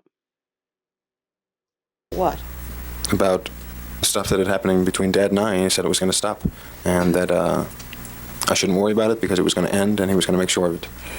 And did he seem confident when he said these things? Yeah, he seemed really optimistic, too optimistic. Did you feel as optimistic as he seemed? No, I was trying to tell him, you know, Dad's going to be a little bit more upset than you think. Dad's not going to be too happy about you telling him this information. And he said, no, don't worry about it. It'll be okay. It'll be fine. And he was really, I was just trying to warn him, but not too much. What do you mean you weren't trying to warn him too much? Well, I was really afraid that if I told him all that was happening, that he might not talk to Dad and just leave me there. And so I didn't want him to get worried about it, that Dad might react badly. So I wanted to just tell him that Dad might not like what he's going to tell him. And I wanted Lyle to understand it a little bit more, but I didn't quite want to tell him. What was it you didn't want to tell him? Was there something your dad had said to you repeatedly? Yes. I didn't want to tell him that Dad said he would kill me if I ever told anyone, and he was serious. And I just thought it might scare him off. Scare who off? Lyle off. So you didn't tell him that? No. And at that time on Tuesday, did you tell your brother any of the details of what the sexual activity between yourself and your father was? No. You didn't tell him about knees or No. nice or rough or sex? None of that. And did you tell him anything about the violent component of your sexual activity with your father? No. Was there a reason why you didn't tell him that? There were two reasons. One, I didn't want to scare him off, and two, I just didn't want to tell him about it. Was it easy or difficult for you to admit to your brother that this was going on? It was very hard for me. Were you eager or reluctant to give him any specifics of the kind of things that you and your father had been doing? I was very reluctant. I just didn't want to have to go into it with him. He was my brother, and I felt really ashamed that I would have to talk about the fact that it was still happening with him. Now, at the end of this conversation on Tuesday, did your brother tell you what he had decided he would do to help you? Yes. And what did he tell you he had decided to do? Well, he said that he was going to talk to Dad. Now, you encouraged him to do that, didn't you? Yeah, I did. Could you think of anything else that you might do for help at that point besides Lyle's offer to talk to your father? No, there was nothing I could do.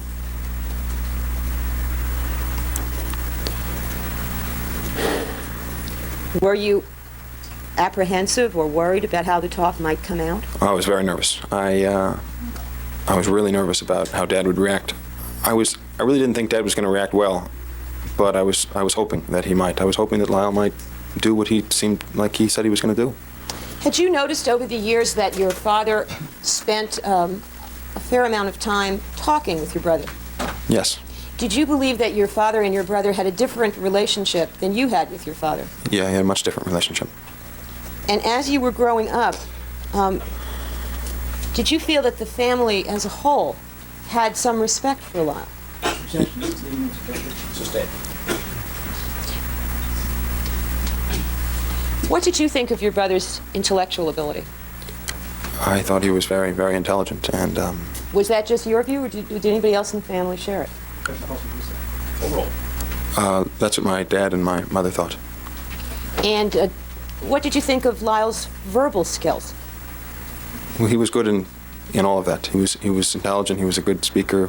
He knew how to talk, and I figured that he would know how to talk to Dad. If he seemed confident, maybe there was a reason for him to be confident. And he knew Dad a lot better than I did in that respect. Now, do you remember anything occurring the next day on Wednesday?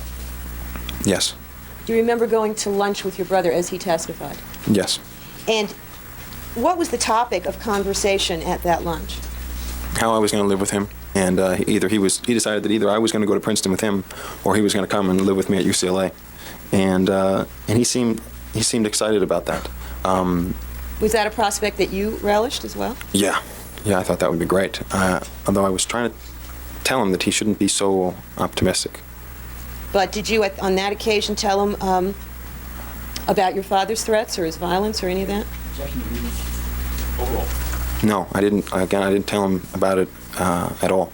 What did you think might happen, if anything, if you actually had told your brother at that point the specifics about how violent your father had been? I didn't know, but I was worried about him getting scared off or him just not talking to Dad at all and leaving me there with him, and that's what my biggest fear was, and I did the wrong thing. I just told him none of it. Now, was there also, during that lunch, did your brother mention to you anything about a talk that he had with your mother earlier that day? Yeah. What did he tell you? He said that he talked to Mom and told her that he wanted to talk to Dad when Dad got home about me. Okay, now did you respond to that? Yeah. What did you say? I said, you didn't tell him about what I told you. You didn't tell who? Mom. Okay. I was asking Lyle if he told Mom about what I told to him that happened between Dad and I, and did he respond? yeah, he said no. I was real worried about that. He told you he hadn't told her. Yeah, he told me he had not told her. Now, your worry, if he had told Mom, was what? What were you afraid of? If he had told Mom, what were you worried about? I don't know. I'm not really quite sure. I just was. I wanted Lyle to talk to Dad, but I was really afraid of it too. And it just seemed like if he told Mom that, then the talk would have to happen. And in a sense, I didn't want it. Why would the talk have to happen if he told your mother? Because if he told Mom, I would have done the one thing that he always told me never, ever to do. And I just was worried about doing that. Mr. Menendez, if your brother had told your mother, what did you think your mother would have done? And that's important. What would Mom do? What do you think Mom would have done? So is this like, did she know that this was going on? Or was it, she was playing like she didn't know? Or was it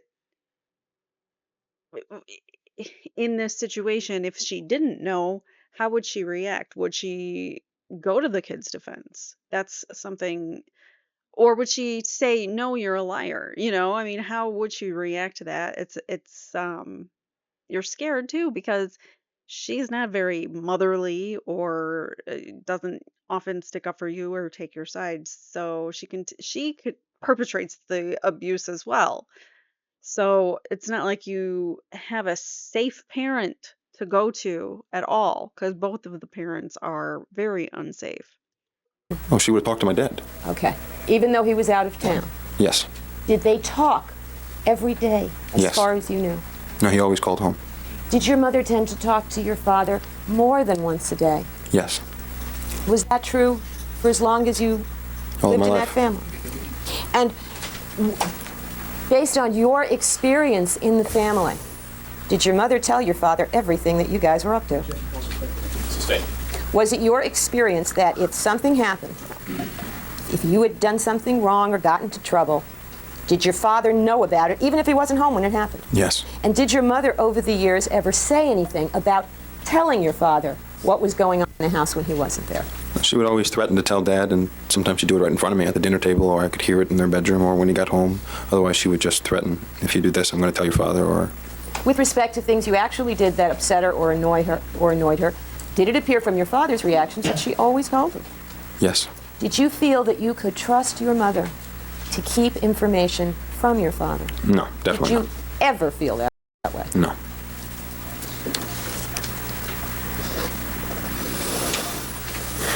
Again, no Mr. safe Menendez, just for a parent. moment, I want to change.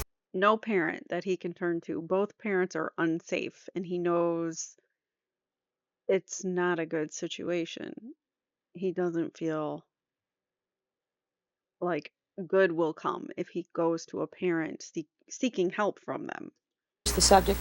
Did you hear some of your teachers testify in this trial about an auditory processing problem that you have? Yes. And were you aware were you aware of the fact when you were in school that you had a problem? No. You didn't know you had a problem following instructions, or Oh, I knew I had a problem doing that, but I didn't know that What the I had cause an was. auditory problem like that. No. you knew you had problems understanding, but you didn't know what it was due to? Yes. Now, you have learned the past 3.5 years that you had this problem. Yes. Objection sustained. The answer is stricken. Have you learned in the past 3 years since you've been in jail, by looking at various materials, anything about having such a problem? Yes. Do you think you still have it? Yes.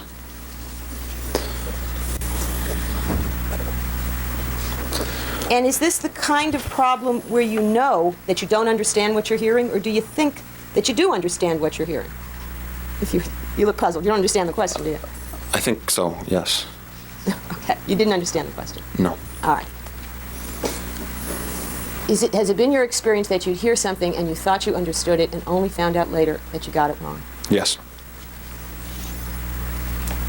Are you trying to listen carefully? Yes. Now, at the end of the talk on Wednesday with your brother Lyle, did you feel apprehensive about Thursday? Yes. Were you sorry you had told him at that point? Were you glad? Were you not sure? I wasn't sorry I told him. I was uneasy about it, but I was glad that I told him. He was nice at that point to me, and he seemed optimistic, and I was hoping that things would be okay. Had your brother been nice to you for some time up to that point? Yes, we had a good relationship up to that point. And how would you rate your relationship with the other family members? Who among the three of them, your father, your mother, or your brother, did you have the best relationship with? Lyle. And how long had that been true? Many years, since I was 13, 12. And who among the other members of your family was nicest to you? Lyle.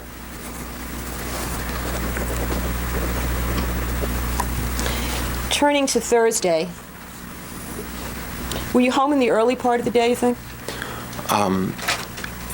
Yes, I believe I was. I was playing tennis. And were you playing tennis with someone else? Yeah, my coach. Mark Heffernan? Yes. And where did you play tennis with him on Thursday? In the backyard. At home? Yes.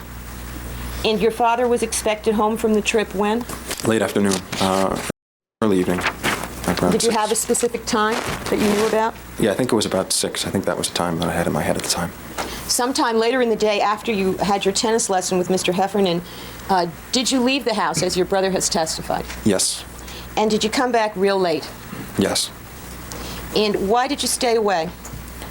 I just wanted not to be home when Lyle was having the conversation with Dad. And so I stayed away and kept calling in to see if he had had the conversation. And he kept telling me it had been delayed, so I stayed away longer. The conversation was delayed, or your father's return was delayed, or what? My dad's return. And you learned that by calling Lyle? Yes. Now, your brother testified that there were 3 lines in the house, 3 different telephone lines, but they all rang, at least in the main house. Yes. In more than one location in the main house. Yes. And when you called in on Thursday, you called which line? Lyle's line. And did he pick it up each time? Every time except for one. And on that one time, who picked it up? Mom. And what did you do when Mom picked it up? I hung up. Why did you hang up? I didn't want to talk to Mom. I just didn't want to talk to her at the moment. And over the course of these calls, with you calling in, did the time for your father's return change at all? It got later and later and later, and I didn't understand why, but it just got later. Now, at some point late that night, did you go back home? Yes. And who was the first member of your family that you came in contact with after you went back home? Dad. And where were you when you came in contact with your father? In my bedroom. And how did the contact with your father begin? He was banging on my door with his fist. And did he say anything? Did you hear him? Yeah, he was yelling for me to open up the door. He was saying, "Open the goddamn door now." And what was your feeling when you heard him and heard the pounding? I was terrified. My heart was pounding, and I didn't want to open up the door. What did you think, if anything, had happened? Did you think there had already been a talk with Lyle? Did you think there hadn't been the talk with Lyle? What did you think? From Dad's reaction, I thought there had been a talk with Lyle. And could you tell from the way his voice sounded and the pounding whether he was in a good mood, a bad mood, happy, sad, No, he angry? was really upset. Upset meaning? He was yelling. He was furious. It sounded furious. Angry. Angry. Now, what did you do after you heard your father yelling and pounding on the door? He was demanding that I open it, I unlock it, and so I did quietly. Okay. You unlocked the door? I just unlocked the lock and went back to the back of my bedroom. You didn't open the door for him, in other words? No. Why did you do that? Because I wanted to have time to get back into the corner of my bedroom. And If I might approach, Your Honor. Excuse me.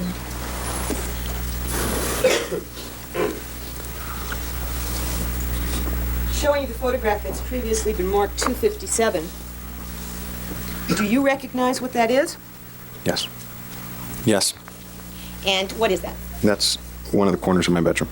And is that the corner you retreated to after you had unlocked the lock on your door? Yes. And what was it about being in that corner that led you to go there?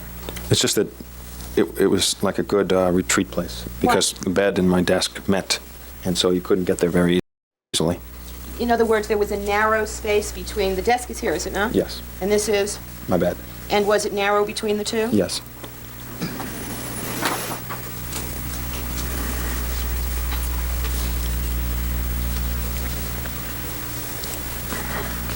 Were you expecting something to happen when your dad came through the door?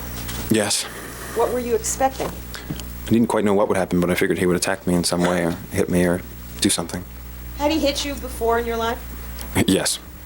Had he done other physical things that hurt you when angry? Yes. What kind of thing? What was the thing he most typically did when he was angry? Most typically, he slapped me. And what about pushing your body into objects? Would he do that? Yeah, he'd throw me a lot. Throw you a lot? Yes, he'd throw me into the wall or into the bed or into the desk or into the glass or any place. He once threw you into a glass door, didn't he? Yes. Broke the door? And shattered the glass. And then threw you again? Yeah. Right through it. Mm-hmm. Wow. So when he came into the room on this occasion, what was the first thing that happened? He started yelling at me. Can you give us generally what he was saying? He was saying that he had told me never to tell Lyle and that he had warned me not to do that, and now he said that Lyle was going to tell everyone and that it was my fault, and now Lyle was going to tell everyone and he was not going to let that happen. He was not going to let what happen? He said he wasn't going to let Lyle tell. Well, he didn't say he wasn't going to let Lyle anyone. He just said he wasn't going to let that happen. Lyle telling anyone. Now you say he said he told you in the past what? Well, he had told me never, ever to tell anyone. And did he ever tell you what the consequence would be of telling anyone? He would kill me. And did he seem the way he had sounded outside the door? Furious, angry? See him inside the door? Yeah, when he was inside, did he look and sound the way you thought he was? Oh, yeah, he was angry. He was more angry than I'd ever seen him. He was angry. And what did he do after he made... More angry than I'd ever seen him. So that also goes to show that these boys this was a different situation because the family secret was revealed. So even if Jose had maybe threatened them before or kind of given them an ultimatum in the past, this was different because the family secret was out. This is the angriest they've ever seen Jose. these statements to you?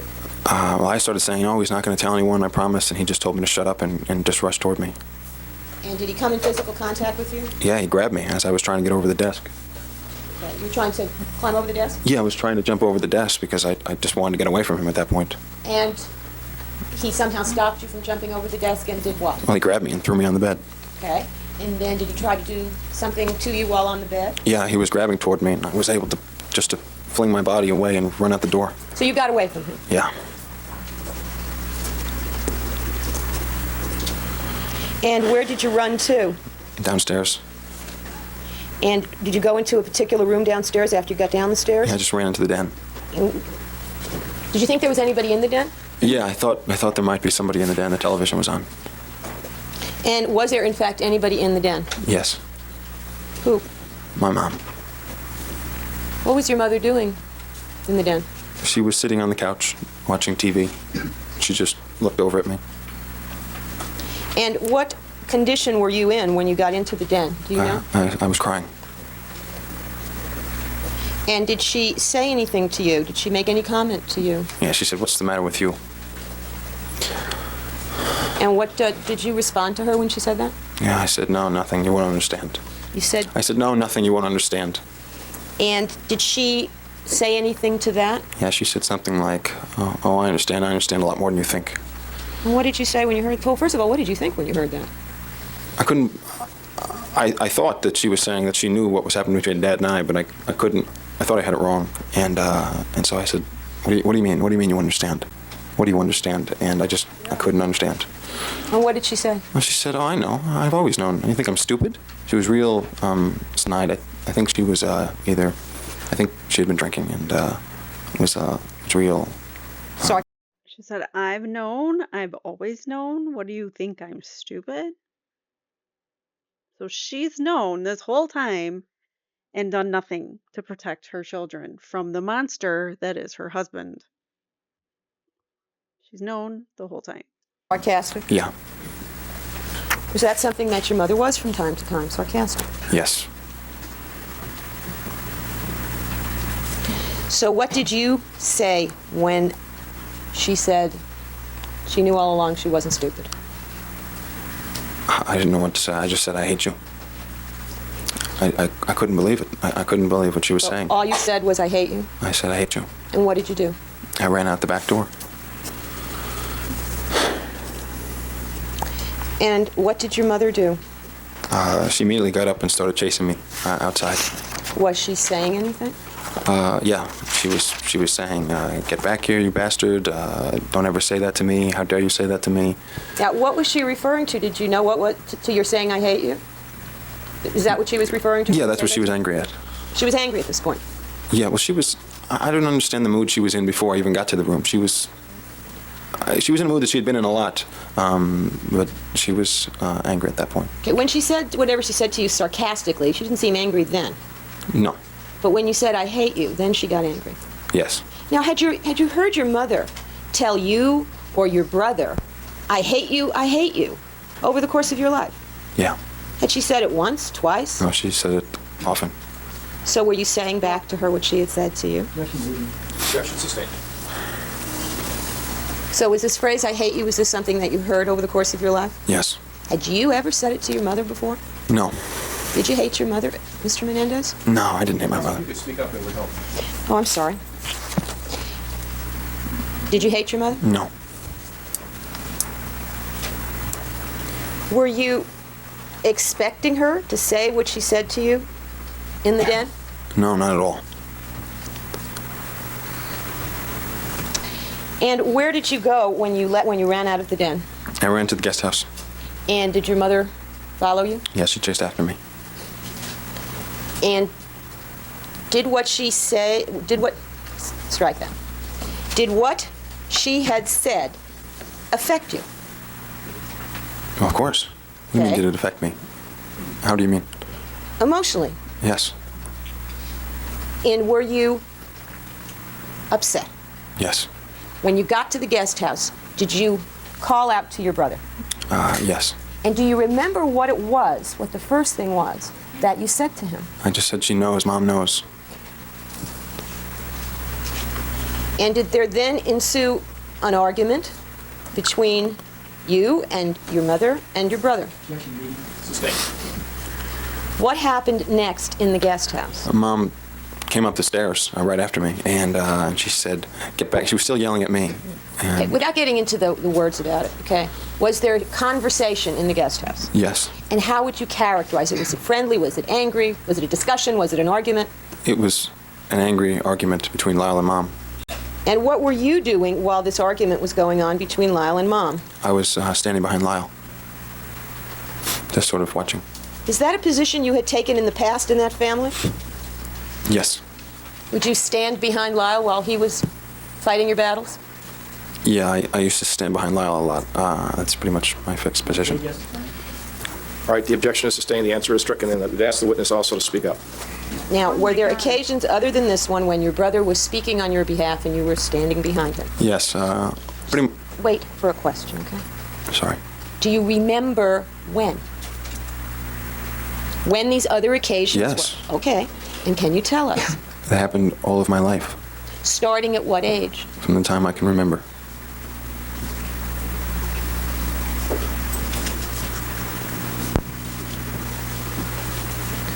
Have you heard yourself described in this trial, Mr. Menendez, as a fearful, shy child?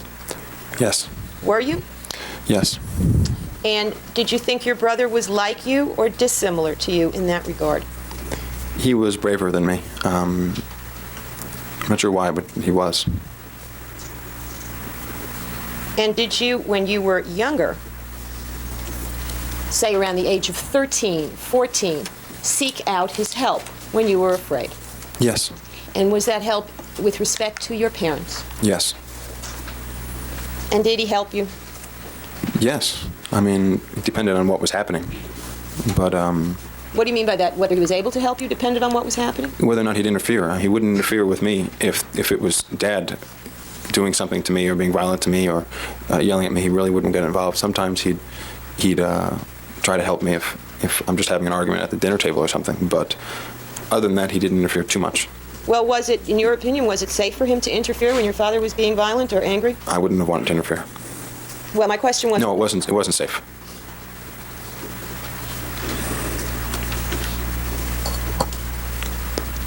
Now, what was the subject matter of the argument between your mother and your brother in the guest house Thursday night? Her knowing about Dad and I. Did she deny it? No. Did she acknowledge knowing? Yes. And did Lyle say anything about what she did or didn't do with respect to what she knew? Lyle asked her how could she not help me? How could she not intervene or stop it? Something along those lines. And what did she say in response to that? She said that no one ever helped her, and why should she help me? That no one ever helped her in her life, and went on. Okay. And Who says that to their kid? No, I'm not going to help you. No one ever helped me, so I'm not going to help you. Aren't you supposed to want to help your kids and give them a better life and make their circumstances better than what you had? Not in this family. They apparently like to see each other suffer. was this something you had ever heard before from your mother, that no one ever helped her? Yes.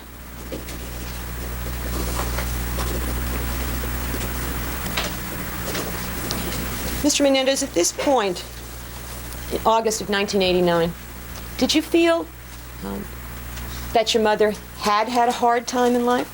She had a miserable life. And how did you feel about her in regards to that? In regards to that, I felt sorry for her. And how long had you felt sorry for her? Since the time I can remember.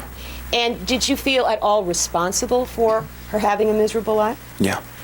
Did she ever tell you you were responsible? Sometimes. And did you believe her? Yes. And how would she tell you that you were responsible? What did she say you had done? She would say that I was born, but she would say that I was the problem in her life and that Lyle and I had ruined her life, and she wanted to do other things, but then she had children and it just destroyed what she wanted to do in her life. And how did that make you feel?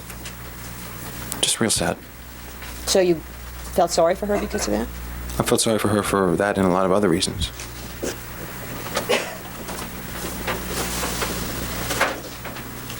On this night, Thursday night, after you found out that she had known what had happened to you, when she was saying, "No one ever helped me in my life," did you feel sorry for her then? No.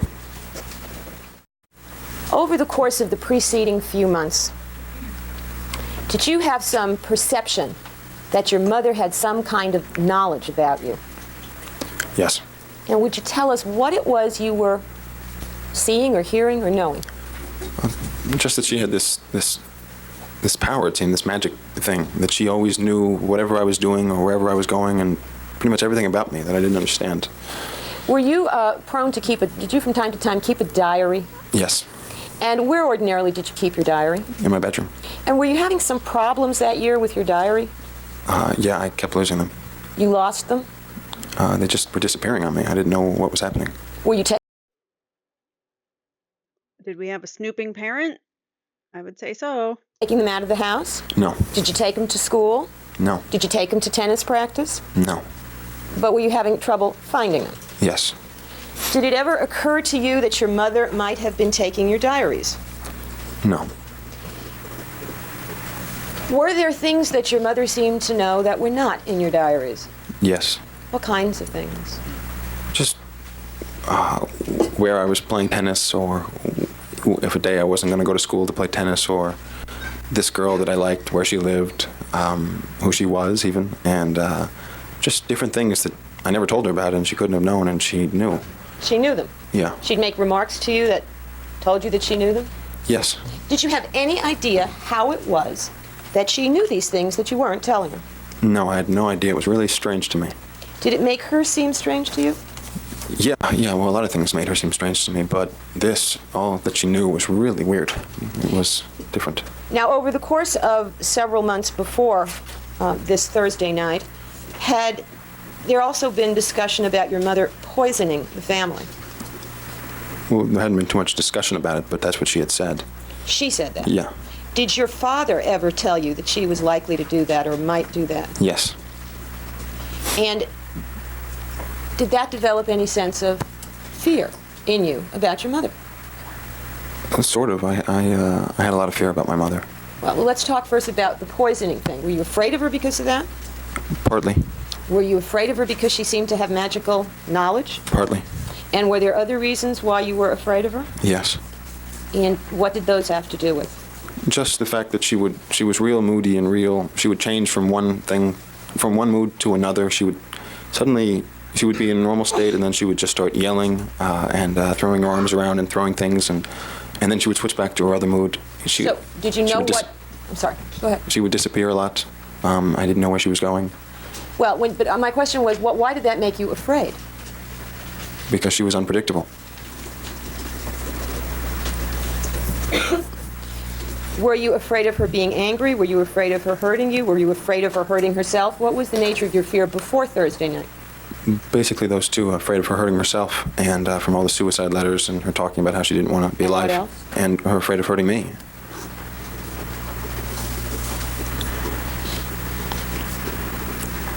Now, when you found out on Thursday that she knew what had been happening to you, how did that, if at all, influence the way you felt about or thought about your mother? I'm sorry. Did you not hear? No, I Okay, didn't. we'll do it again. You learned on Thursday night for the first time that your mother knew what your father had been doing to you. Yes. And over the years, Mr. Menendez, from when you were 6 until you were 18, did your mother ever do anything to interfere with your father's sexual molestation of you? No. Did she ever come into a room when he was there doing it to you? No. Did she ever ask you why you were crying, if you cried afterwards? No. Did she ever do anything to help? No. And over the course of all of those years, did you believe she was ignorant of it? Yes. Now, on this Thursday night, you find out she knew. Yes. How does that make you feel about her? You asking in the present tense or at the time? At the time. Enraged. That's how I feel. I would think he'd be enraged too. Your Honor. At the time. And betrayed. Totally betrayed. Because remember, he had a closer relationship with his mom than he did with his dad. So he did have like a better relationship with her. So he probably did feel more betrayed than like Lyle would have, for instance. So yeah, betrayed and furious. That's how I would feel. It made me real confused. It made me really angry. It made me feel like she knew all the time and she never helped me and that she betrayed me. It made me, I can't describe how it made me feel. Did it make you wonder if you knew her? No, I thought I didn't know her. Objection overruled. Had you always thought you didn't know her, or was this the thought that night? That was the thought that night. That you didn't know who she was? I didn't know who she was. And was that at all frightening? That was very scary. Just the fact that she knew and she never did anything was scary.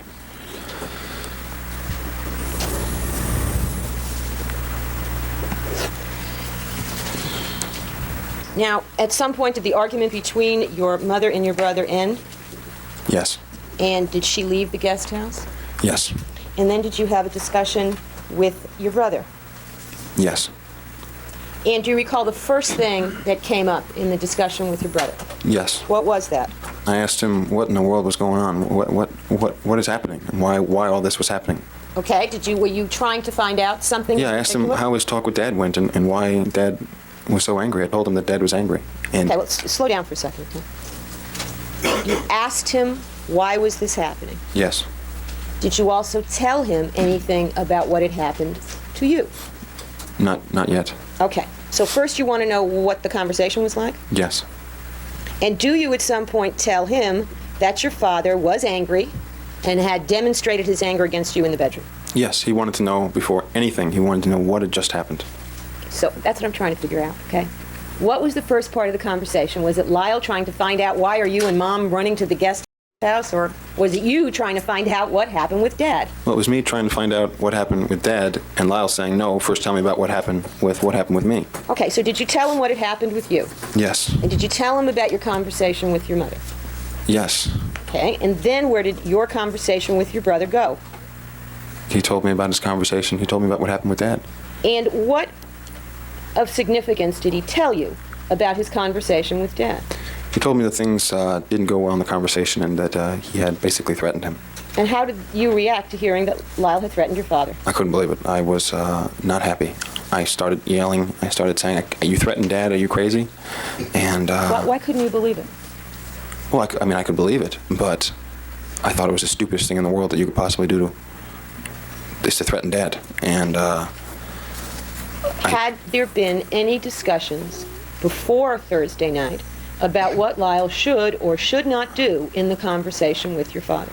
vaguely. Did you think before Thursday night that Lyle would threaten your father? No. I didn't know exactly what he was going to do, but I figured that if he was so optimistic, he had a reason to be optimistic, and he wasn't going to go in and say what he said. Now, what was the nature of the threat as you understand it from what Lyle told you? Just that if Dad ever touched me again, that Lyle would tell everyone. And why did it concern you that he had said that? Because you don't go and threaten Dad, and especially what Dad had just done to me. I couldn't believe it. All right, how did you think your father would react to a threat to expose him publicly as a child molester? He would not react well. What does that mean? He would kill you. He would not permit you to do that.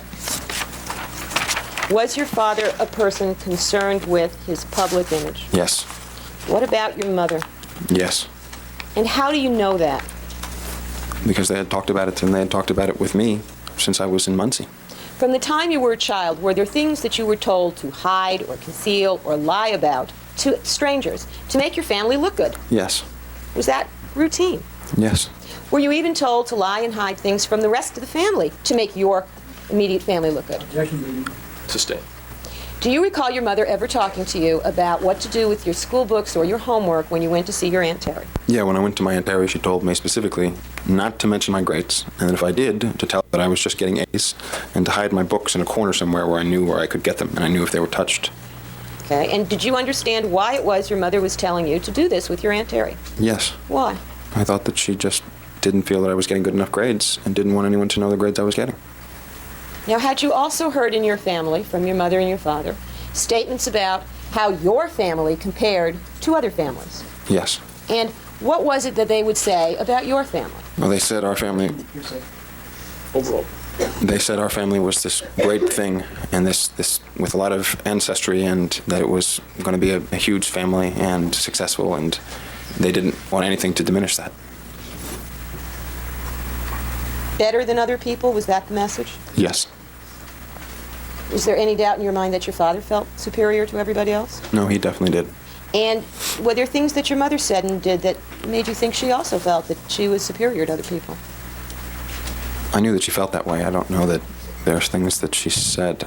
I assume I don't remember at the moment. Sustained. The answer is stricken. Okay. You knew that she felt that way. How did you know she felt that way? The way she felt about being superior? Mm-hmm. I can't remember right now. Okay. Well, this example that you gave us of what you were supposed to do with your Aunt Terry's, okay? Did that tell you anything about your mother wanting people to think you were superior? Well, I certainly knew that she didn't want anyone to know the flaws or the bad things in the family, and she wanted the family. That was very clear.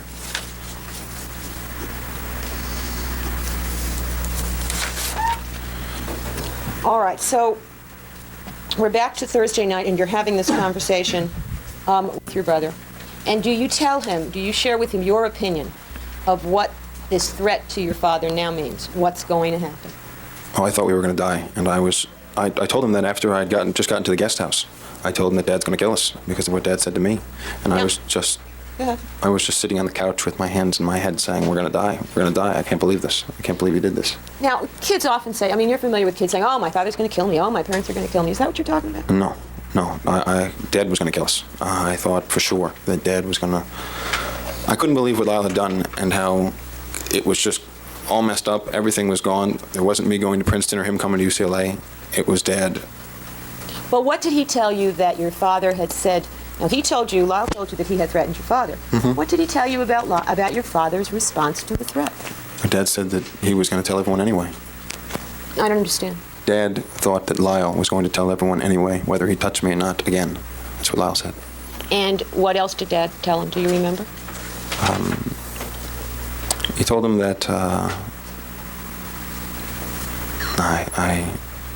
I don't remember the details. Do you remember your brother testifying that your father said that you had made your choice and he had made his?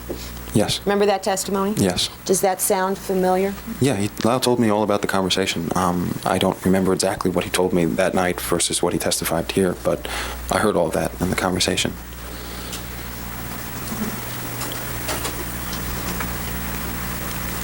So where did your conversation with your brother go after he had told you what had happened to the conversation with your father? What happened then? Well, I was really panicking. I was crying and getting hysterical, and Lyle was trying to calm me down. But I would look at him, and he looked afraid, and that just got me worse because if Lyle was afraid, I was really afraid. And so he was just saying, it's going to be okay, we'll think, don't worry about it, and trying to calm me down. Okay, and did you then have a conversation, as he has previously testified, about what could you do now? Yes. Okay, and what were the different things that you considered? He said, we got to get out of here. We got to leave the house and just get away. So one of the things was to just leave the house that night. Yes. And did you agree or disagree with him? I said, you're crazy. We can't go anywhere. Where are we going to go? And well, what was your concern, if any, if you had left the house that night? My concern? You just learned that your brother had basically threatened to tell on your father. Yes. If the two of you disappeared that night, did you have in mind anything that your father might think about that? Well, I thought Dad was going to kill us, and no matter where we went, anywhere, he was going to kill us. Obviously, my dad thought that Lyle and I were going to go tell somebody. So if you left the house that night, what do you think your dad would have thought? That we were going to tell. That you had gone to tell? I don't know if we had gone to tell that instant, but that we were definitely going to tell. Now, in addition to talking about leaving the house that night, was there any discussion about running away permanently? Yes, that's what he was talking about. Okay. Well, you recall your brother testified that there were really two separate discussions, one about let's get out of here right now, Well, and the other was what can we do to avoid this threat in the future? Lyle was really concerned that they were going to come kill us right then. And we locked the door, and we checked the outside to see if anyone was coming. And then he said, we got to leave. We got to get out of this house. And I said, where are we going to go? He says, we got to get away. Okay. Now, in your mind, you think he's talking about running away like impermanently? Yes. And did you agree with him? Good, let's go do that. No, there was no chance of that. Now, why do you think, or why did you think then there was no chance of that? Because of things that my dad had told me and who my dad was. And there was no place in this world that my dad was going to find us with this information that I had. And he knew that I wasn't the most stable person and that I could just tell if I knew he was chasing me. And What do you mean you weren't the most stable person? In the context of this family, okay, what was wrong with you? Why do you think your dad didn't think you were stable? Well, Dad didn't think much of me. He didn't think I was very bright. He didn't think that he thought I was too sensitive. He didn't think I was strong enough. He thought that I gave in too easily. And Gave in too easily to what? In arguments, in fights. Were you too emotional? Yeah.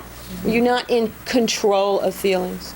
Yeah, that's what he thought. I remember he said that there was a gang fight once where a group of kids came over to our high school and I was on the tennis court and I got beat up, and he really was angry at me for that. He just thought that I wasn't who he wanted Lyle to be, and so I was thinking that if I ran away, he would find me. He would come after me for that reason. In your family, based on what you heard your father say over the years, was it a positive trait to be sensitive, to be emotional, to express feelings, to feel pain? Was that a positive thing or a negative thing? That was extremely negative. Was it a sign of weakness or strength to be in touch with emotions? Weakness. Now, your mother, was she an emotional person? Very emotional. And did she seem to have feelings and express at least her own pain? She expressed it a lot. And did your father ridicule her for that? He ridiculed her to her and to us. He talked about her behind her back to you? Yes. And did you get the clear idea that both you and your mother were in the emotional not to be trusted column? Yeah, I worked hard at not being emotional. I worked hard at trying to not cry and to hold back my feelings, and I tried, and I did well at times, but not enough. You've heard a whole bunch of witnesses come in here and talk about you crying all the time, right? Yeah. You think you were very successful with... No, I wasn't successful enough. Let me show you something, in fact, if I could. All right, it's marked 266.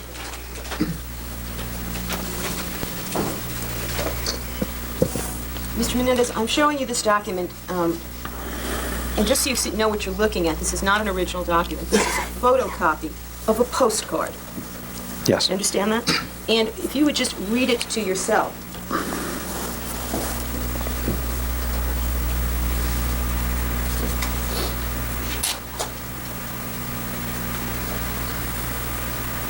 Okay.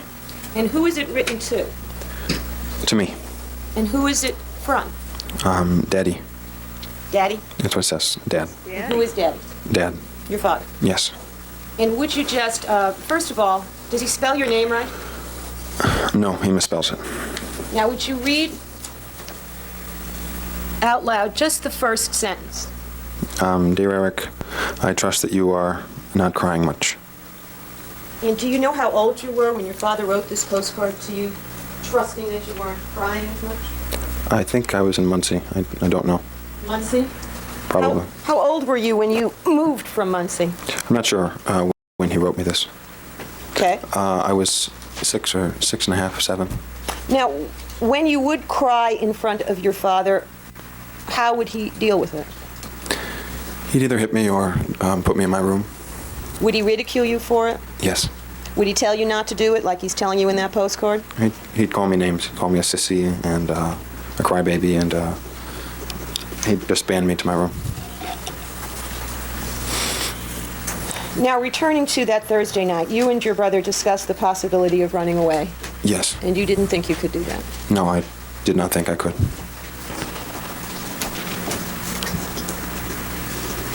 What other possibilities did you discuss? Going to the police, going to the relatives, just anything we could think of. And your brother's described this conversation already about why you didn't feel the police would be a viable option. Do you agree with what he said? Oh, I'm the one that told him we could not go to the police. Okay. And why did you tell him, what was it you were telling him about why you couldn't go to the police? That the police weren't going to be able to protect us from Dad. That there was no chance that the police were going to be able to do anything. And Let me ask you something. Had you, over the course of your life, ever seen anybody stand up successfully to your father? No. Had you seen anybody ever try? Yes. Who was that? A car salesman at a BMW dealership. Okay, and what was the outcome of that attempt? The car salesman started to cry. Grown man? Yeah. Did you ever see your father afraid of anybody? No.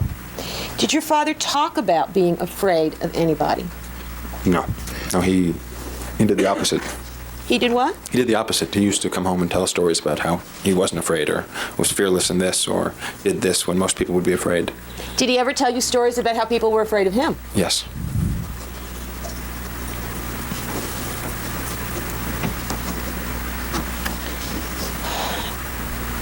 So you didn't feel the police could protect you from your father? No.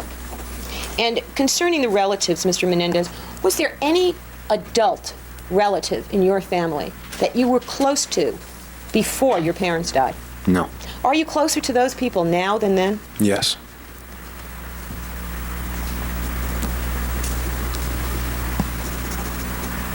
In fact, can you remember ever having any real conversations with, for example, your godmother, your Aunt Martha, before your parents died? No. Now, she lived in New Jersey at some point and then in Florida, is that right? Yeah. For the 2 years or so before your parents died, did she live in Florida? Yes. When you were young, between the ages, say, of 11 and 15, and living in New Jersey, did you think about what your father was doing to you on a regular basis, even when it wasn't happening? Yes. Did you think about it when you were around your relatives? Yes. Did you ever think that they knew? Yes. No. Do you now think that they knew? No, they didn't know, but I was paranoid about it at the time. What do you mean you're paranoid about it? They would give me a look, or they would smile at me in a certain way, or say something, and I would just look at them and say, God, they know. They know. So did you think when you were little that they were anybody that you could have turned to? Overall. No, not just because of that, though. Okay. But let's fast forward now back to Thursday night. At that time, did you think that you could go to your relatives and tell them that your father was a child molester and have them protect you? Definitely not. Why?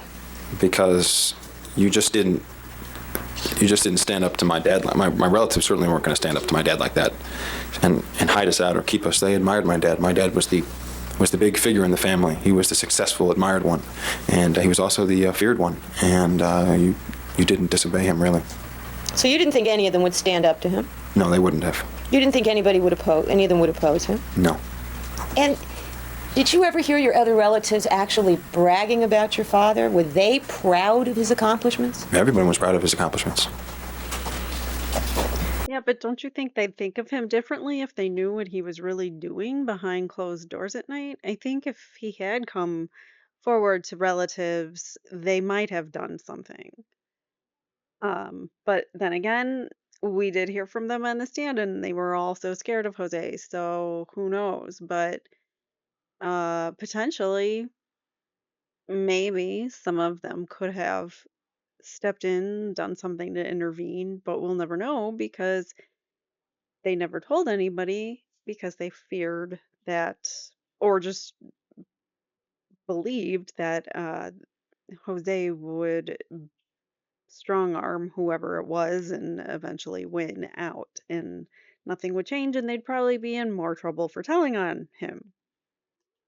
Now, you thought your grandmother loved you, didn't you? My grandmother? Yeah. Yes. And how did you feel about her? I loved her. And how did she feel about your father? She loved my dad More than anybody else? more than anyone in the world. And did you have any particular desire to tell your grandmother what had been going on? No. So where did the conversation with your brother Lyle lead to Thursday night? It led to us having to buy guns. Led to Lyle saying, we got to protect ourselves. We got to do something. Because I kept eliminating all of his options. Okay, he was coming up with options. Yeah, I was pretty much just crying and doing whatever I was doing. And he was saying, well, what if we do this? Well, what if we do that? And he said, calm down, we'll work it out. And I was just not being very helpful. Did you think any of the options would work? No. So a decision was made to try to protect yourselves yourself. Is Yes. that it? And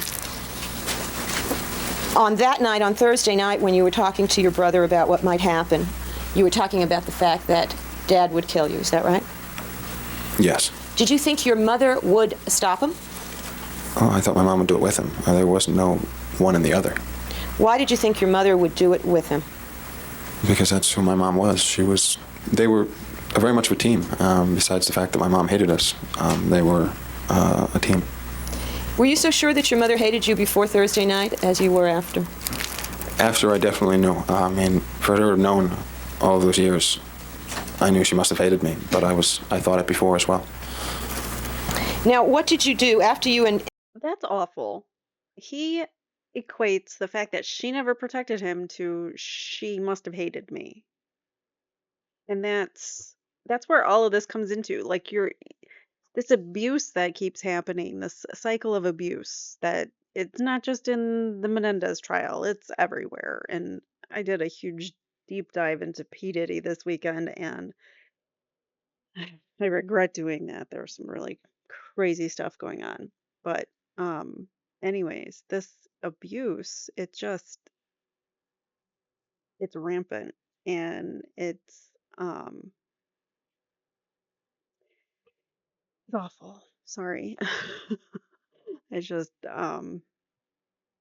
Thinking about the P. Diddy stuff, it's really crazy. There's going to be some big bombs dropping with Hollywood lately, or in the near or coming months, I should say. There's some crazy stuff happening. But anyways,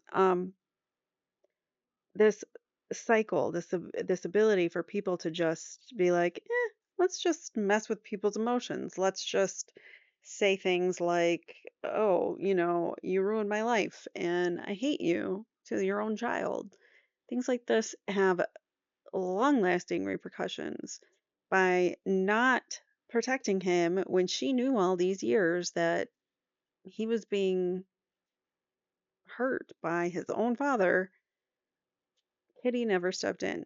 She never did anything to help. And in fact, she knew and didn't care. In fact, blamed them, blamed the boys for coming in between her and her precious Jose. And Lyle decided that you would try to protect yourselves and buy guns. Where did you remain, or where did you stay that Thursday night? I stayed in the front section of the guest house. The front section of the guest house. Are there 2 rooms upstairs in the guest house? Yes. What is the front section? It's like a little couch and a two chairs, like a little living room. A living room. Mm-hmm. You stayed there, and Lyle stayed in the bedroom? Yes. How much sleep do you think you got that night? Not much. Now, do you recall whether or not that night you had a familiar nightmare? Yes. And had you been having nightmares for some period of time up till then in your life? Yes. How long? Since I was in Pennington. Since I lived in Pennington. Back up from the mic a little bit. Since I lived in Pennington. Since you first moved to Pennington? I don't know how much they were happening in Muncie, but I think they started in Pennington. Okay. You lived somewhere else between Muncie and Pennington. Do you remember that? Yeah, I don't remember that house too well. Okay. In 1978, we've heard here, is when you moved to Pennington in the fall of 1978, okay? Okay. All right. So do you think you were having nightmares from the very beginning, or they started up sometime after you moved there, or what? I think they started up sometime after I moved. Your Honor, if we're going to take a break, this would be a convenient time. All right, we'll take a recess and resume at 20 minutes after the hour. Please don't... Mr. Menendez, I want to back up for a moment. You recall you were telling us before how your mother seemed to know things that you couldn't find a logical or rational reason for her to know. Remember that? Yes. After your parents died, did you find something in your parents' bedroom that made you understand how it was that she knew everything? Yes. And is there a photograph in front of you on the witness stand right now that shows you where it was in your parents' bedroom that you found this thing? Yes. And can you describe for the juries where it was? Under my mother's nightstand. And what was it you found? Tape recording with a phone jack in it. Your Honor, I have an envelope marked 267. It's been shown to Mr. Carino. An envelope and contents. A tape recorder with a phone jack in it. She was recording their phone conversations. Nothing was private in that house for those boys. Mr. Menendez, would you just circle the entire nightstand so that...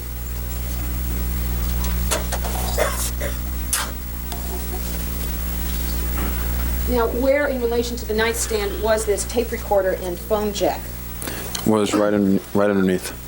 On the left side, the right side? The right side if you're facing the nightstand. Okay. And show me what's contained in the envelope marked 267. Do you know what that is? Yes, this was the telephone hook device to the recorder. Okay, and does that particular device have a telephone jack attachment? Yes. You've just pulled that out? Yes. And where did the other parts go, do you remember? One, I guess they both, this one went into the recorder, I think. I'm not quite sure exactly what this went into. Okay. Now, you also told us, did you find tape recordings after your parents died that told you what that recorder was used for? Yes, I did. And whose voices were on the tape recordings that you found? Mine. And who else? Whoever I was talking to. They were just tape recordings of my phone conversations. They were tape recordings of phone calls to your number? Anytime the phone was picked up, apparently, the tape recording went on because I could hear the buttons being pushed on the tape recorder. All right, if you listen to the question, were they tape recordings of incoming calls to you and outgoing calls from you, both? Yes. And could you tell by listening to some of the tapes how far back these recordings went? I heard one that went back to the winter, but there were so many tapes I didn't look at them all. Went back to the winter of 88, 89? Yes. And did you ever play or show any portion of those tapes to any friends of yours? Yes. Do you remember who you might have played any portions of them for? I know I played a portion to Danny Roberts. Was he a friend of yours from Beverly Hills High School? Yes. Did you keep those tape recordings of your phone calls? No, I threw them all away. When you found them, did it explain what you thought was magical powers on the part of your mother? Yes. Not magical after all.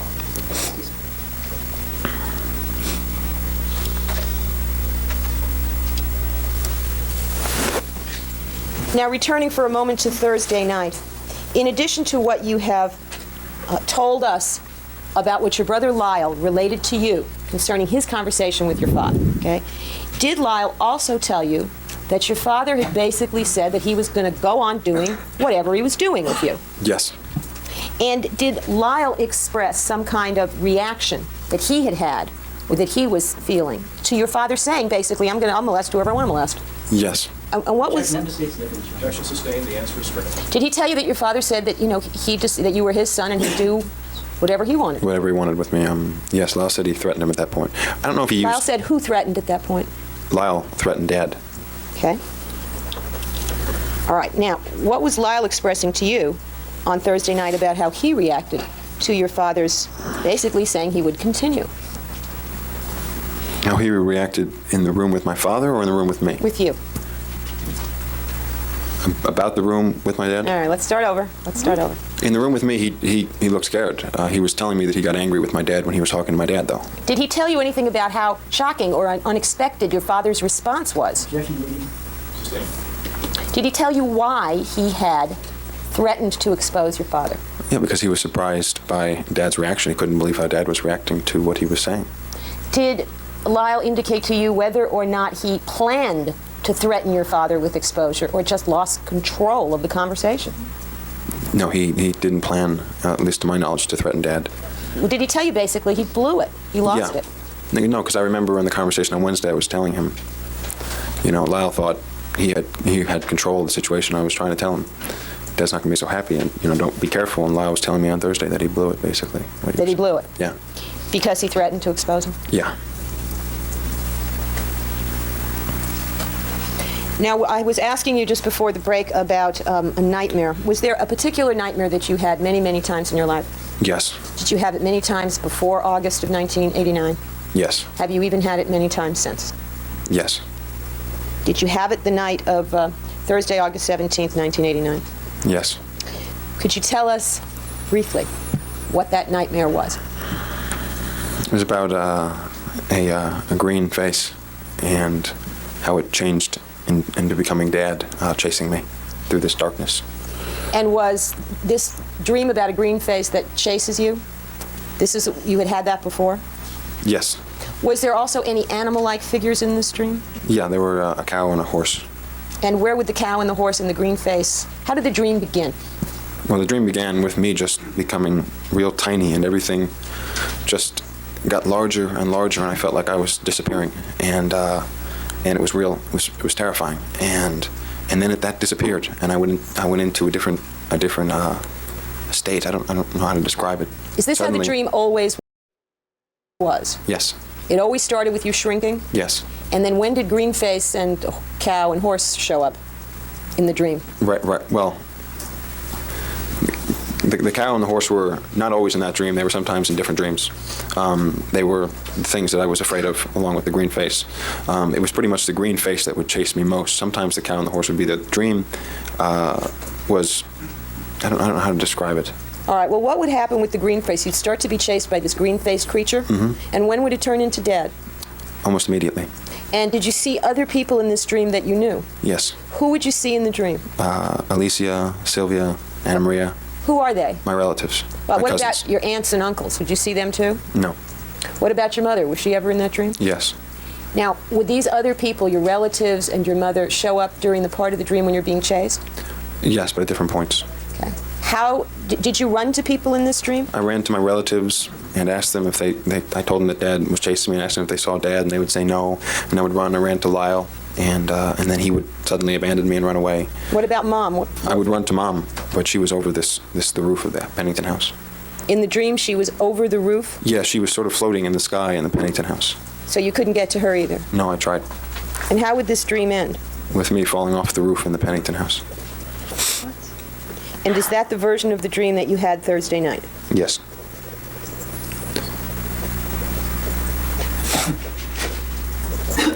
That dream's messed up, and all I have to say is he has some serious psychological effects from years and years of torment and abuse from his father, and it's evident. And that's his brain trying to work it out in a dream, but he doesn't know how. So he keeps having the same repetitive dream.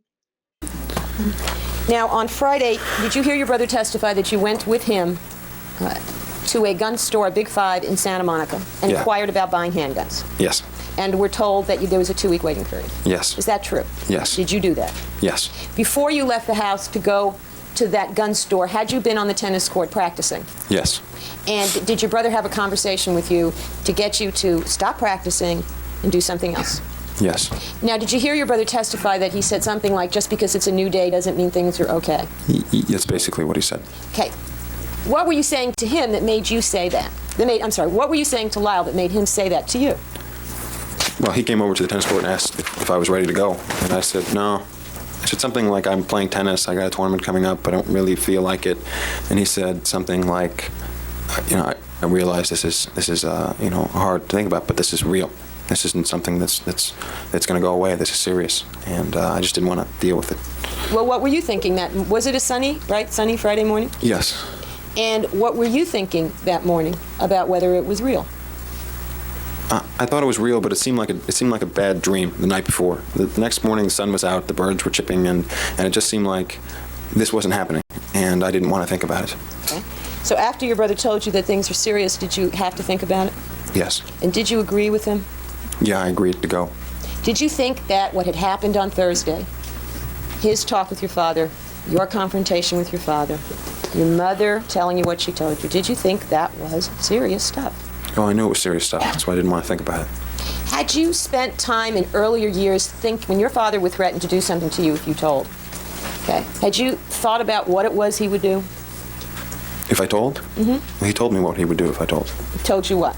He told me that he'd kill me. He told me that he'd tie me a chair and beat me to death. He told me all sorts of things. Did you ever picture what would happen if it came out inside the family? In other words, if you told Lyle and if your parents found out you had told Lyle. Had you ever envisioned this happening? No.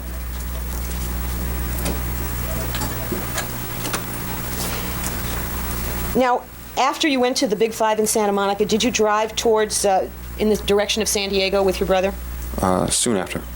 But you did take that drive? Yes. And when you started that drive, had there been any decision by yourself and your brother to go ahead and buy a long gun since you couldn't buy a handgun? No. And was there a discussion in the car after which such a decision was made? There was a discussion before the decision was made, yes. Yes, and after that discussion, was it then that you decided you had to get a gun, even if it had to be a long gun? Yes. And what was the subject matter of that discussion in the car? The things that Dad had done to me. The sexual things and other things? Yes. And was this the first time that you were actually telling your brother what had happened?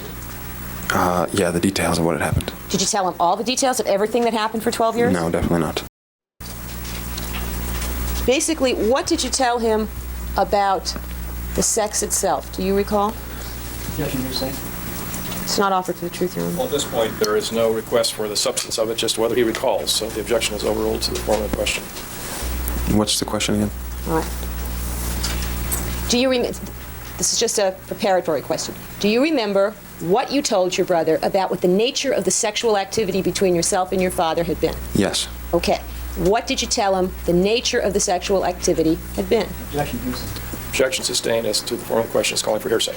It's not being offered for the truth, Your Honor, but to explain Lyle Menendez's state of mind and why he formed the opinion that his father was sick. which he testified to. All right, the objection is overruled. It will be received only as it might reflect upon the state of mind of the person hearing the statement and as to what, if any, state of mind he had in reaction to it. All right, do you understand the question? Yes. Okay. Can you answer the question? I told him that it was basically oral sex that was happening. Okay. And did you tell him anything about any kind of violence that would accompany it or any kind of threats from your father? Yes. And what did you tell him about violence? I told him that there were pins and tacks that Dad would stick in me and use. Pins Could and you speak up, please? That Dad would stick in me and use. Pins and tacks? Yes. And did you give him the impression that these pins and tacks were being used during oral sex? Yes. And in fact, was that something that did happen between yourself and your father when you were a teen? Yes. And what, if anything, did you tell him about any weapons that your father ever threatened you with? I told him that he threatened me with a knife. Now, Mr. Menendez, do you remember the kind of knife that your father threatened you with? Yes. What kind was it? It was a jagged knife. A what? A jagged knife on one end. It was a Rambo knife. A Rambo knife. Yeah, a knife that he had. Your father's company, did you understand that your father's company was partly owned by the company that made the Rambo movies? Yes. And was there a promotional item, a knife, like the knife Rambo uses in the movie? Yes. That your father received? Yes. And was that knife kept in the Beverly Hills and Calabasas houses? Yes. And is that what he used to threaten you? Yes. And was that the knife you were referring to earlier when you said there was one occasion when you said no? And Objection sustained. was there an occasion when you said no? Yes. Was there a knife used on that occasion? Yes. What knife was that? The Rambo knife. When you were telling your brother about a knife, was it that occasion you were talking about or some other occasion? That occasion. Overruled. What was your answer? That occasion.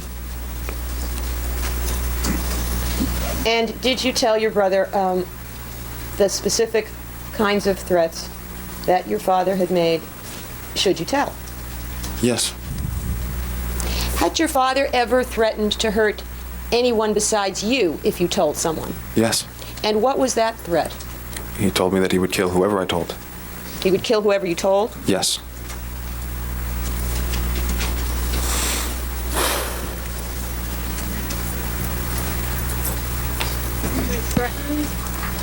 Now he's threatened to end Eric's life and then the life of whoever Erik tells. So that's two people that Jose has threatened inadvertently. I mean, if he, inadvertently he's threatening Lyle. But meaning, Erik had this in the back of his mind the whole time that if he ever told anybody that him and the person he tells would be in danger. So for them to think logically, the next step is that, oh yeah, Jose is going to, pull or come through on his promises to take us out because that's what he's been saying in the past. So why would you believe any differently? And he's never given them the impression that he says things that he doesn't um what is the word I'm looking for? It's not like he makes promises he doesn't keep, or he it's not like he'll say he's going to do something and then he doesn't. He is one whose word you believe. When he says he's going to harm someone, you believe it. Now, Mr. Menendez, on that Friday, August 18th, 1989, were you carrying Donovan Goudreau's driver's license with you? Yes. Excuse me. How long had you carried it up to that point? A few months. Were you in New Jersey when your Aunt Terry was cleaning out Lyle's college room? Yes. Were you aware that she found Donovan's license? Yes. Did you receive his license in New Jersey or back in California? In New Jersey. And what purpose, if any, did you use that license before August 18th, 1989? To get into a nightclub here and there. Did you have another ID that was fake? Yes. And what name was that ID in? Richard Stevens. And did you know a Richard Stevens? No, it was a fake ID. Well, was there such a person once upon a time, do you think? Possibly, not that I know. How did you get a license in the name of Richard Stevens? Oh, they had birth certificates at the high school in Calabasas. Many kids had them. They had birth certificates? Birth certificates that you would take to the DMV and just say, you're this person, and they give you an ID. Were these real birth certificates, fake birth certificates? You didn't know. I think they were fake. But you used such a fake birth certificate to get a license in the name of Richard Stevens? Yes. With whose picture on it? My picture. And what address? I don't remember. A fake address? I think so. I'm not sure. And what date of birth? Over 21. I don't remember the date of birth. Would it be based on the fake birth certificate, what the date of birth was? Yes. And did you carry that one around with you all the time? No. Why not? Because I didn't want to lose it. I mean, Why? I had lost my wallet before, and I had lost my cousin of mine's ID that I had used then, so I was without one. And when I got the Stevens one, I just kept it in my bedroom for safekeeping. Did you ever take it out of your bedroom? Yeah, when I knew I was going to go to a nightclub or I knew I was going to need it, then I'd take it. Did you consider that a better fake ID than Donovan's? Well, that one was real. Well, how could it be real? Well, it had my signature and it had my picture, so it was a real DMV license. So I mean, it was real. Well, Donovan's was real too. It was just real for him. It was real for him, but I looked like Donovan, but I wasn't Donovan, and I wasn't 6'1" or whatever his height was. So you didn't really match the description or entirely match the appearance on Donovan's license? Is that what you're saying? No, not as well as my own description. Okay, and the Richard Stevens license had your description, your picture? Yes. Did your mother know that you were getting this Richard Stevens license? Yes, she told me how to do it. She told you how to do it? I had to go to the DMV and get it made. So did she know you had this fake birth certificate and were intending to do this? Yes. Now, what about a real Erik Menendez driver's license? Was there such a thing in existence? Once upon a time. I mean, were you licensed by the state of California? Yes. And it wasn't suspended or revoked at that time, was it? No.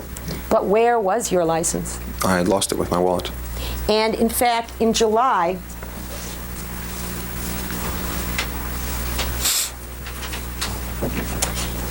of 1989, did you receive a traffic ticket citing you for, among other things, having no license in your possession? Yes. Now, do you remember if on July 7th, 1989, when you got that ticket, were you carrying either the Richard Stevens ID or the Donovan Control ID? I was carrying Donovan's. And why didn't you show that to the policeman who stopped you? Because it wasn't my license. So you didn't want to show him a completely false license for this ticket? No. May I have a moment, Your Honor?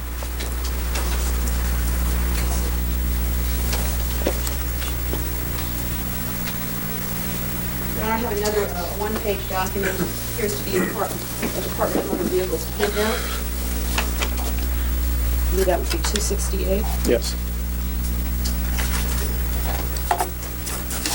Mr. Menendez, showing you the last entry on this computer driving record, do you see a ticket that you received on July 7th, 1989? Yes. And do you see there are 3 violations there? Yes. Okay. Excuse me, Mr. Kuriyama, are the people willing to stipulate that one of those violations, Section 12951A of the California Vehicle Code, is for having no license in one's possession? So stipulated. Thank you. Mr. Menendez, you recall when you were in San Diego that you went to 2 different places down there that sold guns. Yes. Can I get you to stop reading that? Thank Yes. you. Thank you. And did you learn after going to the first place that you'd need something in order to purchase even shotguns? Yes. What would you need? Driver's license. And you had Donovan's with you? Yes. Had you ever signed Donovan's name? Had you ever used the license in a way that required you to sign his name? No. Did you know whether or not you would have to do that when you bought guns? No, I wasn't sure. Did you think you might? I thought I might. Did you think you might need some address other than the address on Donovan's license to buy guns in San Diego? I thought I might. And what was the general area? First of all, did you notice Donovan's address on the license? Sure. Was it the San Diego or Los Angeles area? No. What did you do, if anything, in order to come up with a local address? I looked in a telephone book. And where were you when you looked in the telephone book? I had a restaurant, I think it was Bob's Big Boy. I'm not sure. A semi-fast food restaurant? Yeah, like a Denny's type of thing. And was this in the San Diego area? Yes. Was this before or after you went to the first gun store down there? This was after. And you looked in the book to find an address? Yes.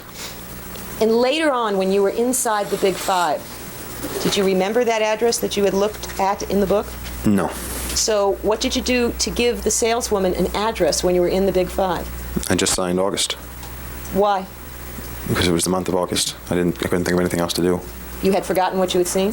I'd forgotten the address that I was supposed to use, so I just used August. And what about for the number? Where'd you get the number from? I just made it up. Now, did you give the saleswoman the information that Donovan Goudreau was born in Burlingame, California? Yes. Do you recall Mr. Goudreau testifying here that he was born in Glenora, California? No, but You don't remember that? no.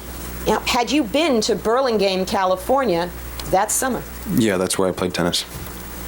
That's in July? Yes. And did you believe that Mr. Goudreau was born in Northern California? Yes. And was Burlingame in Northern California? Yes. Is that why you used it? Yes.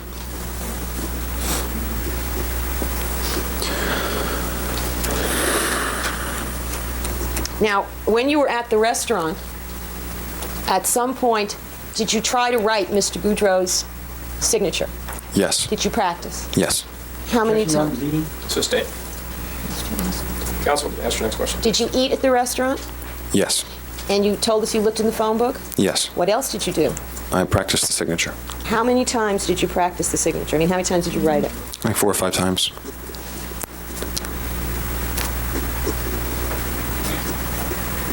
Did you do anything else while you were at the restaurant? Did you use the restrooms? Did you go outside to make a phone call? Did you do anything?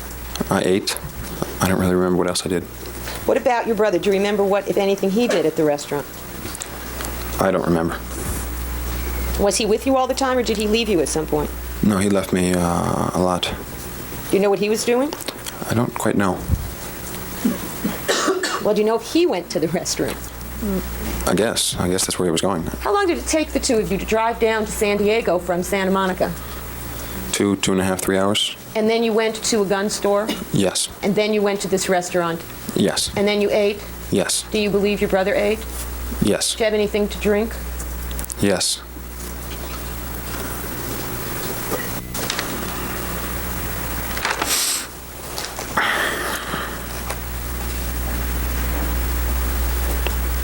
Now, you returned to Los Angeles Friday night, Yes. and you recall a conversation with your mother Friday night concerning the boat trip. Yes.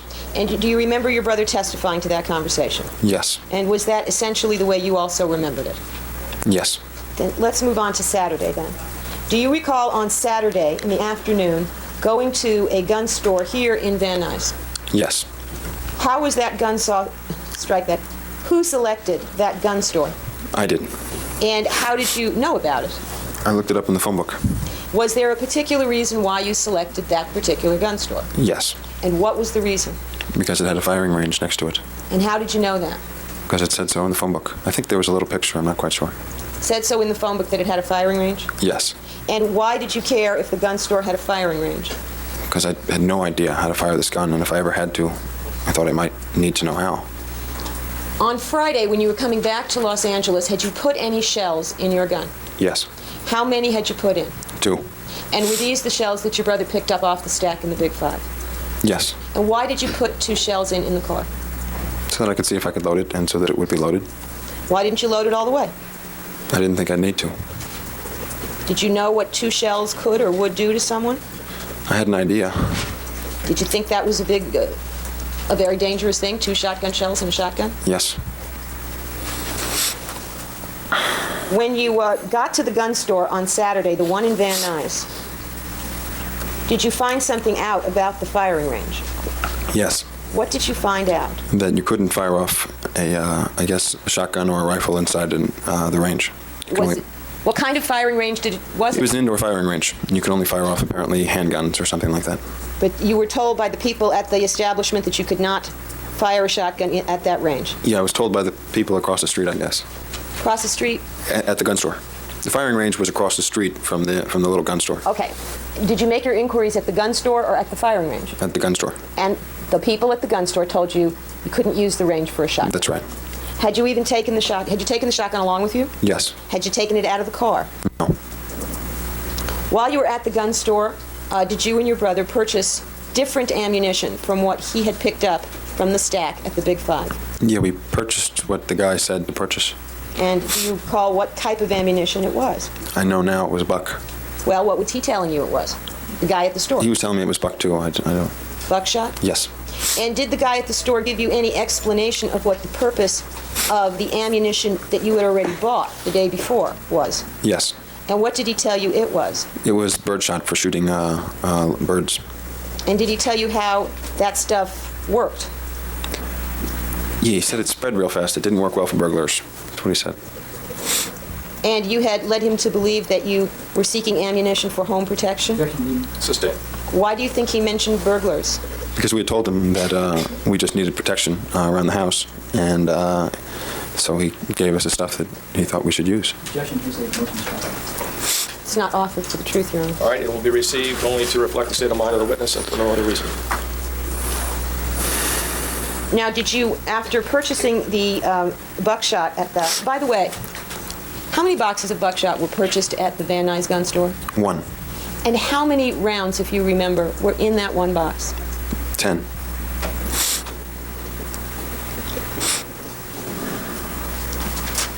After the trip to the gun store, did you and your brother eventually get back home? Yes.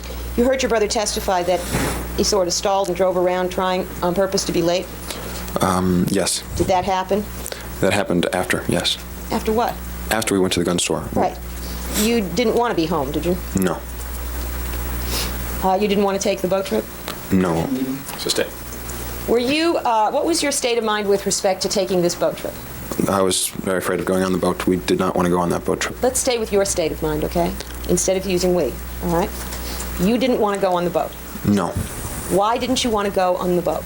Because I wasn't sure what was going to happen on the boat. It seemed real. I was real nervous about it from the conversation the night before, and I couldn't get a handgun like Lyle tried to ask me to, and so I was real worried about going on that trip. Well, what was it that you thought might happen on it? I thought we might die.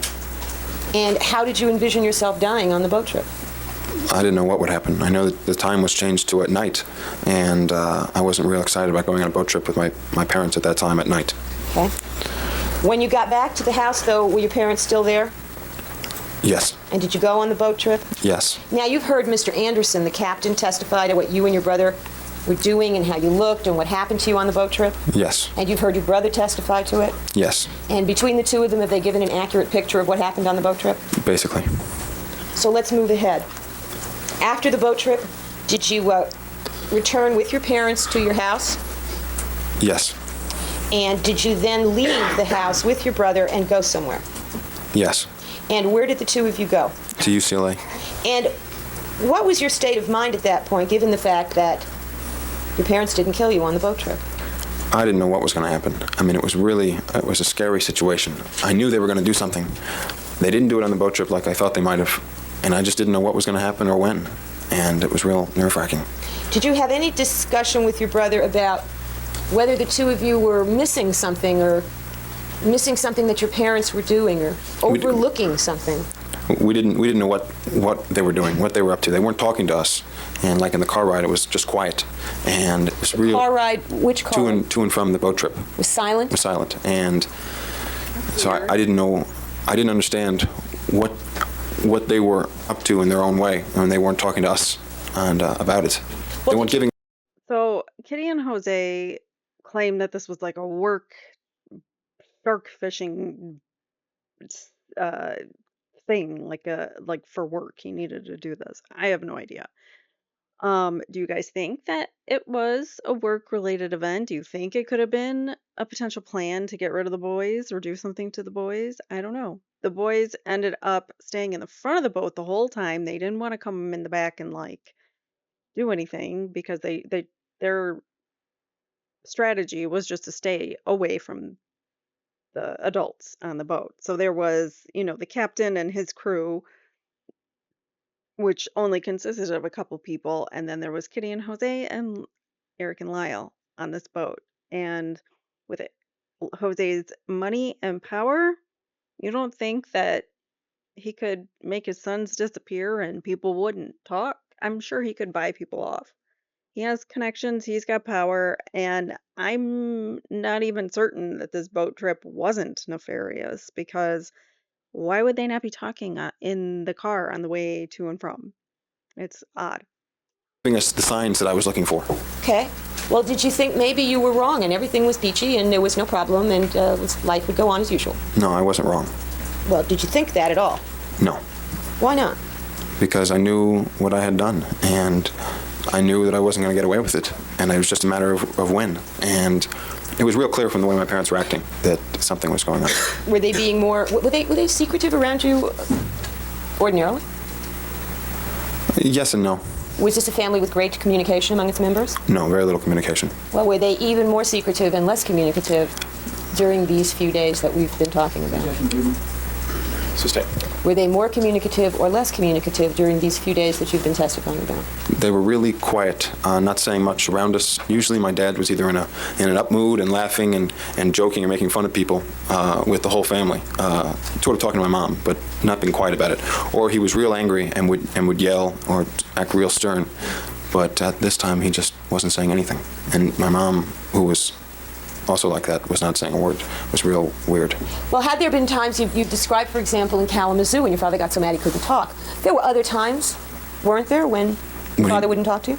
That was very unusual, and it was usually because he was so angry with me that he could not talk. But it was never like it was in Kalamazoo. That was different.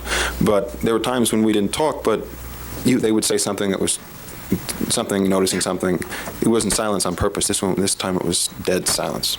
From Thursday night when you had the It was like the tension. You could cut the tension with the knife in the car, probably. It was so tense with nobody talking and the boys in fear that Jose is going to do something to them. Jose's furious and trying to figure out what he's going to do with the boys. And Kitty, I don't know what Kitty's thinking about. What the heck is Kitty thinking about? I don't. She's the one I understand the least because she didn't do anything to protect her kids, and then she blames them. She's the one I understand the least in this situation. struggle with your father in your bedroom until Saturday night when you're... Rephrase the question. Did you have a struggle with your father in your bedroom Thursday night? Yes. Did you throw him off of you when he was pushing you on the bed? Not quite like that, but I got from out from under him. And had he pushed you when you would reach, had he grabbed you when you had gone to... He threw me on the bed. Was it a physical struggle? Yes. From that time of that physical struggle Thursday night to in the car with your parents coming back from the boat trip, had your father said one word to you? No.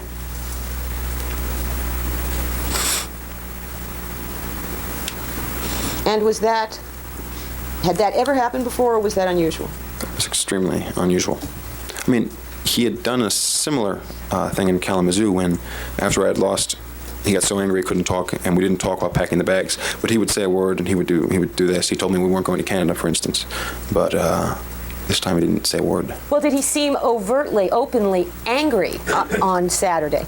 No. Now, on the boat, you heard testimony from the captain. Did your father ever talk to you individually or direct anything at you personally? No.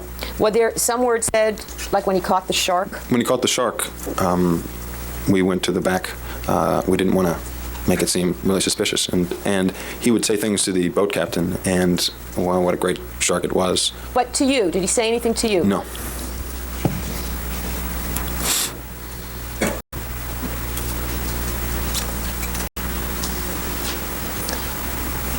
So, at UCLA, did you and your brother discuss what you should be doing with yourselves the next day, Sunday? Yes. And what did you discuss? We discussed what we were going to do, and we decided that we'd just stay away from each other, and Lyle would stay home. Was there, why did you decide to stay away from each other? Because we thought that if something would happen, it would happen when we were together. Why is that? It's just what we thought would happen, that if they were going to kill us, that they were going to do it when we were together. And did you believe they were going to kill both of you, or just you? No, I thought they were going to kill both of us. Even though you were the person who was the witness to your father's molestation? That's especially why. That they would kill both of you? Or that they would kill me. Oh, no, I understand they kill you. But the question is, why would they kill Lyle? Well, because he knew he was the one apparently threatening Dad. And had there been a threat by your dad about telling Yes. And had you told Lyle that your father had said he'd kill anybody, you told? On Friday. Had you told Lyle? Yes, I did. So when you were at UCLA, there was a decision made for you to stay apart the next day? Yes. There were different decisions made. Did you stay apart the next day? Yes. What time did you leave the house on Sunday? Around 8 o'clock. In the morning? Yeah. Before you left the house, did you let your brother know you were going? Yeah, I went over and knocked on Lyle's guest house door and told him. Did you see your parents that morning? No. Now, when you knocked on Lyle's guest house door that morning, did you tell him something that had happened to you Saturday night after you got back Yes. from UCLA? Let's go back to Saturday night for a minute. Did something happen to both of you together after you got back from UCLA on Saturday night? Yes. And what was it that both of you experienced Saturday night? An argument with my mother. My mother was yelling at us. And in the course of that argument with your mother, did your mother say something unusual? To me, yes. She said it to you, or it was unusual to you, or both? She said it to me. The other thing she said, she always said, but what she said to me was unusual. All right. What were the other things she said that she always said? Just that she hated us and that she wished we were never born and that we ruined her life. That Was this sort of a litany your mother would go in when she was really just real upset and just would start saying those things? Yes. Sustained. The answer's stricken. When would your mother make that kind of statement? Whenever she was upset, she could make it. Sometimes she wouldn't, sometimes she would. Just depended how she felt, I guess. Now, she said it, about how many times do you think you heard that over the course of your life? 40, 50 times. So it wasn't like she was telling you something. Did it seem like she was trying to tell you something, or did it seem like she was just in a habit of speech? No, she was. Objection calls for speculation. Did it seem like a speech habit of hers? When she said it, did she always say the exact same words? Yes.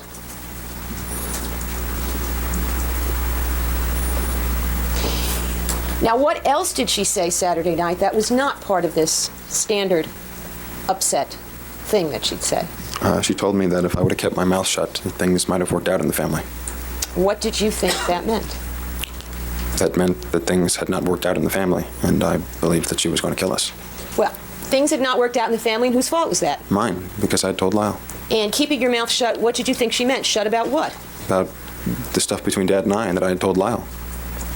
And what did you think she meant by things not working out in the family? The family had had problems before, of one kind or another, like all families, hadn't it? Objection calls for speculation. Full rule. Usually there was a lot of argument in these when she would say there had not been anything. Since Thursday night, there had been no arguments on Friday, no arguments on Saturday, and suddenly she was coming up with this statement that the family was through, and I really thought I knew what that meant. You said the family was through. Now, she didn't say the family's through or the family's over. She said, but for what you did, things would work out. She said that things hadn't worked out. And did you therefore interpret that to mean the family was over? Yes. And did you interpret that to mean that certain members of the family were not going to be alive? Objection reading. Sustained. How did you interpret that? What did you interpret that with respect to the various members of the family? I thought they were going to kill Lyle and I. It seemed clear.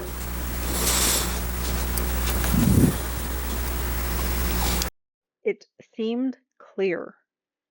There was no doubt in his mind that that is what was going to happen. Now, you've told us that on Thursday night you didn't get much sleep, No. and you had that nightmare. Yes. Now, on Friday night, where did you sleep? In my bedroom. And did you get a lot of sleep Friday night? No. Now, on Saturday, after this argument with your mother, by the way, what was the argument actually about with your mother when you got back to the house Saturday night from UCLA? The fact that the door was locked. Okay, well, why didn't you guys just unlock the door and go in? She was saying that we should have had a key, and we were saying that, well, Lyle was saying that she didn't give us a key, and she was saying that was no excuse for not having a key. Did you have a car? Yes. Did you? What? You should have a key, but you didn't give me a key. Well, that's no excuse. Sounds like, your kid won that argument, but since you're the parent, you're just going to be like, well, do as I say anyways. Did you have a key ring for your car? Yes. Did it have car keys on it? Yes. Did you have a house key on the key ring? No. Why? Because she did not let me have a house key on the key ring. Did your brother have a car? Yes. Did he have a key ring for his car? I don't know. Well, did your mother ever give either one of you a key that was your own? No. To any house? No. That you ever lived in? No. And did she make a statement ever about why you didn't have keys to the house? I don't remember. Do you remember how she used to refer to the houses? Were they our house, or your house, or my house? No, they were her house. Is that what she said? Yes. And did she ever make a statement about it being her house in connection with any discussion you ever had with her about keys? Yes. Okay. And what would she say in that regard? She would say that I'm not going to give you a key to my house, and that, there's no reason for you to have a key, that you can just knock on the door. And did that mean, Mr. Menendez, that there was no time that you could come back home from a date, from being with your friends, and get in the house if she had locked it up without her knowing it? If I hadn't left the little door open, yes. Okay, well, sometimes you left a door open, but if she had locked the whole house up, you couldn't get in without her knowing? No. Except in the Calabasas house. Did you have a special way of getting into the Calabasas house? Yes. How was that? Through the upstairs window. There was a tree, I don't know how to describe it, a balcony type of thing that you would climb up the post and you could get into the window. A thing that you grow a tree up against? Yeah, a vine. Trellis? Yes. And you could crawl in a second-story window? Yes. And that's how you'd get into the Calabasas house after she had locked it up? Yes. Okay, with respect to the Beverly Hills house, if she had locked it up and you needed to come home, No, you couldn't get in. you'd have to do what? You'd have to knock on the door or ring the doorbell. And then she'd know all That of your you were home. movements, right? Yes. Did you have a sense at any time when you were living with your parents that you had any personal privacy? No. Did you have a sense that your parents were not interested in every single thing you did? No, I thought they were interested in everything I did. And did they require and request you to report to them about every single thing you did? They required it. Did you always do it? No. And why wouldn't you always do it? Because I wanted to keep certain things in my life private, and certain things I just wanted to keep to myself. Was this bad things or just ordinary things? Just ordinary things. Everyone should be given the luxury of privacy, and if you're a parent and you're snooping on your kids, I recommend you don't. That's just a very violating thing for people to find out that their parents have been, listening to their phone conversations, taping them, whatever, reading my diary, whatever it might be. So that's extremely violating of someone's privacy, and even kids should be afforded privacy. If I was seeing a girl or this and that, I wanted to keep it to myself. So let's go back to the Saturday night. Neither one of you has a key. Now, there were keys in a place inside, your brother testified. Remember that? Yes, in the kitchen. And what was supposed, if you took one of those keys, were you supposed to put it back? Yes. Couldn't keep it. No. And did you have difficulties with that system where to leave the house you take a key and then you got to put it back? Yes. What would happen? If we didn't put it back, she'd get very angry. Would you lose these keys? Sometimes. Because they weren't on a key ring? Yeah, we'd lose them, and she'd accuse us of lying and actually trying to keep the key. And so she'd get upset, and eventually she'd make another key and put it in the kitchen. So did you take to leaving a door open when you were going out for the evening? Not one of the main doors, but some other doors? So Yes. But would your mother, before she went to sleep, go around the house routinely and lock them all up? Sometimes. Sometimes she'd overlook one? Yes. Now, after the confrontation with your mother at the door, where did you go? I went outside. And did you have another discussion with your brother? Yes. And what was the main thing that you were discussing at that point? That something was definitely going to happen, and for me to stay away. And I was basically saying, "Well, you better talk to him tomorrow. I want to know what's going on." What was it that made you then say, what was it that happened in that confrontation with your mother at the door that made you say, "Wow, Lyle, something is really happening"? What she said to me about if I would have kept my mouth shut. Okay, so that statement added something to what you were already thinking? Yes. Did that make you more fearful, less fearful? Made me a lot more fearful. And as a consequence, did you then take something with you up to your room when you re-entered the house? Yes. And when you re-entered the house, now your mother had opened the door for you, right? Yes. And then she went back to bed? She went wherever? up to her room. And did you then, when you went outside to talk to your brother again, did you close the front door? No, we leave left it open. You left it open? Yes. So when you went back inside now to actually go up to your room, did you take something with you? Yes. What did you take? The gun. Now, had you ever done anything in addition to the gun after you had put the 2 rounds in the car on the way back from San Diego? On Friday? On any day before this point? No. So it was in whatever condition it was in when you first brought it home on Friday? Yes. And did you now take it up to your bedroom? Yes. And where did you put it? Well, I put it on the side of my bed. And can you see? Do you want to keep going on? All right, if this is an appropriate time, you can. You know what? Let me just put my photograph in. All right. Forget about it.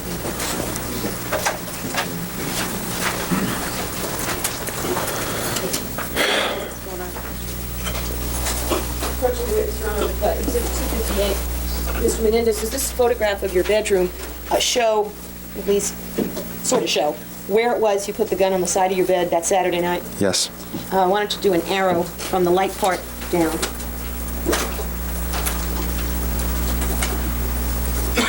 You did 2 arrows? Yeah. Okay. And these arrows point to like an overhang. This is what kind of bed is this? There's a little, it's a wooden bed. It's a wooden bed. Yeah, what kind of mattress? It used to be a water bed, but it had broken a long time before, and it's just a mattress inside. It's a platform type bed, isn't it? Yes. And is there an overhang? Yes, and that's why I kept the gun inside there. Okay, so it's like sits on a platform, and then part of it overhangs, and you put the gun... Sort of like this. Sort of like this edge here, sort of like I'm putting the pen on the edge? Yes. Like this, sort of? Okay. Sort of only one jury can see that, so I'll put the pen on the other edge. Sort of like that. Yes. It sort of didn't fall off, though, when you had the gun there. Is that correct?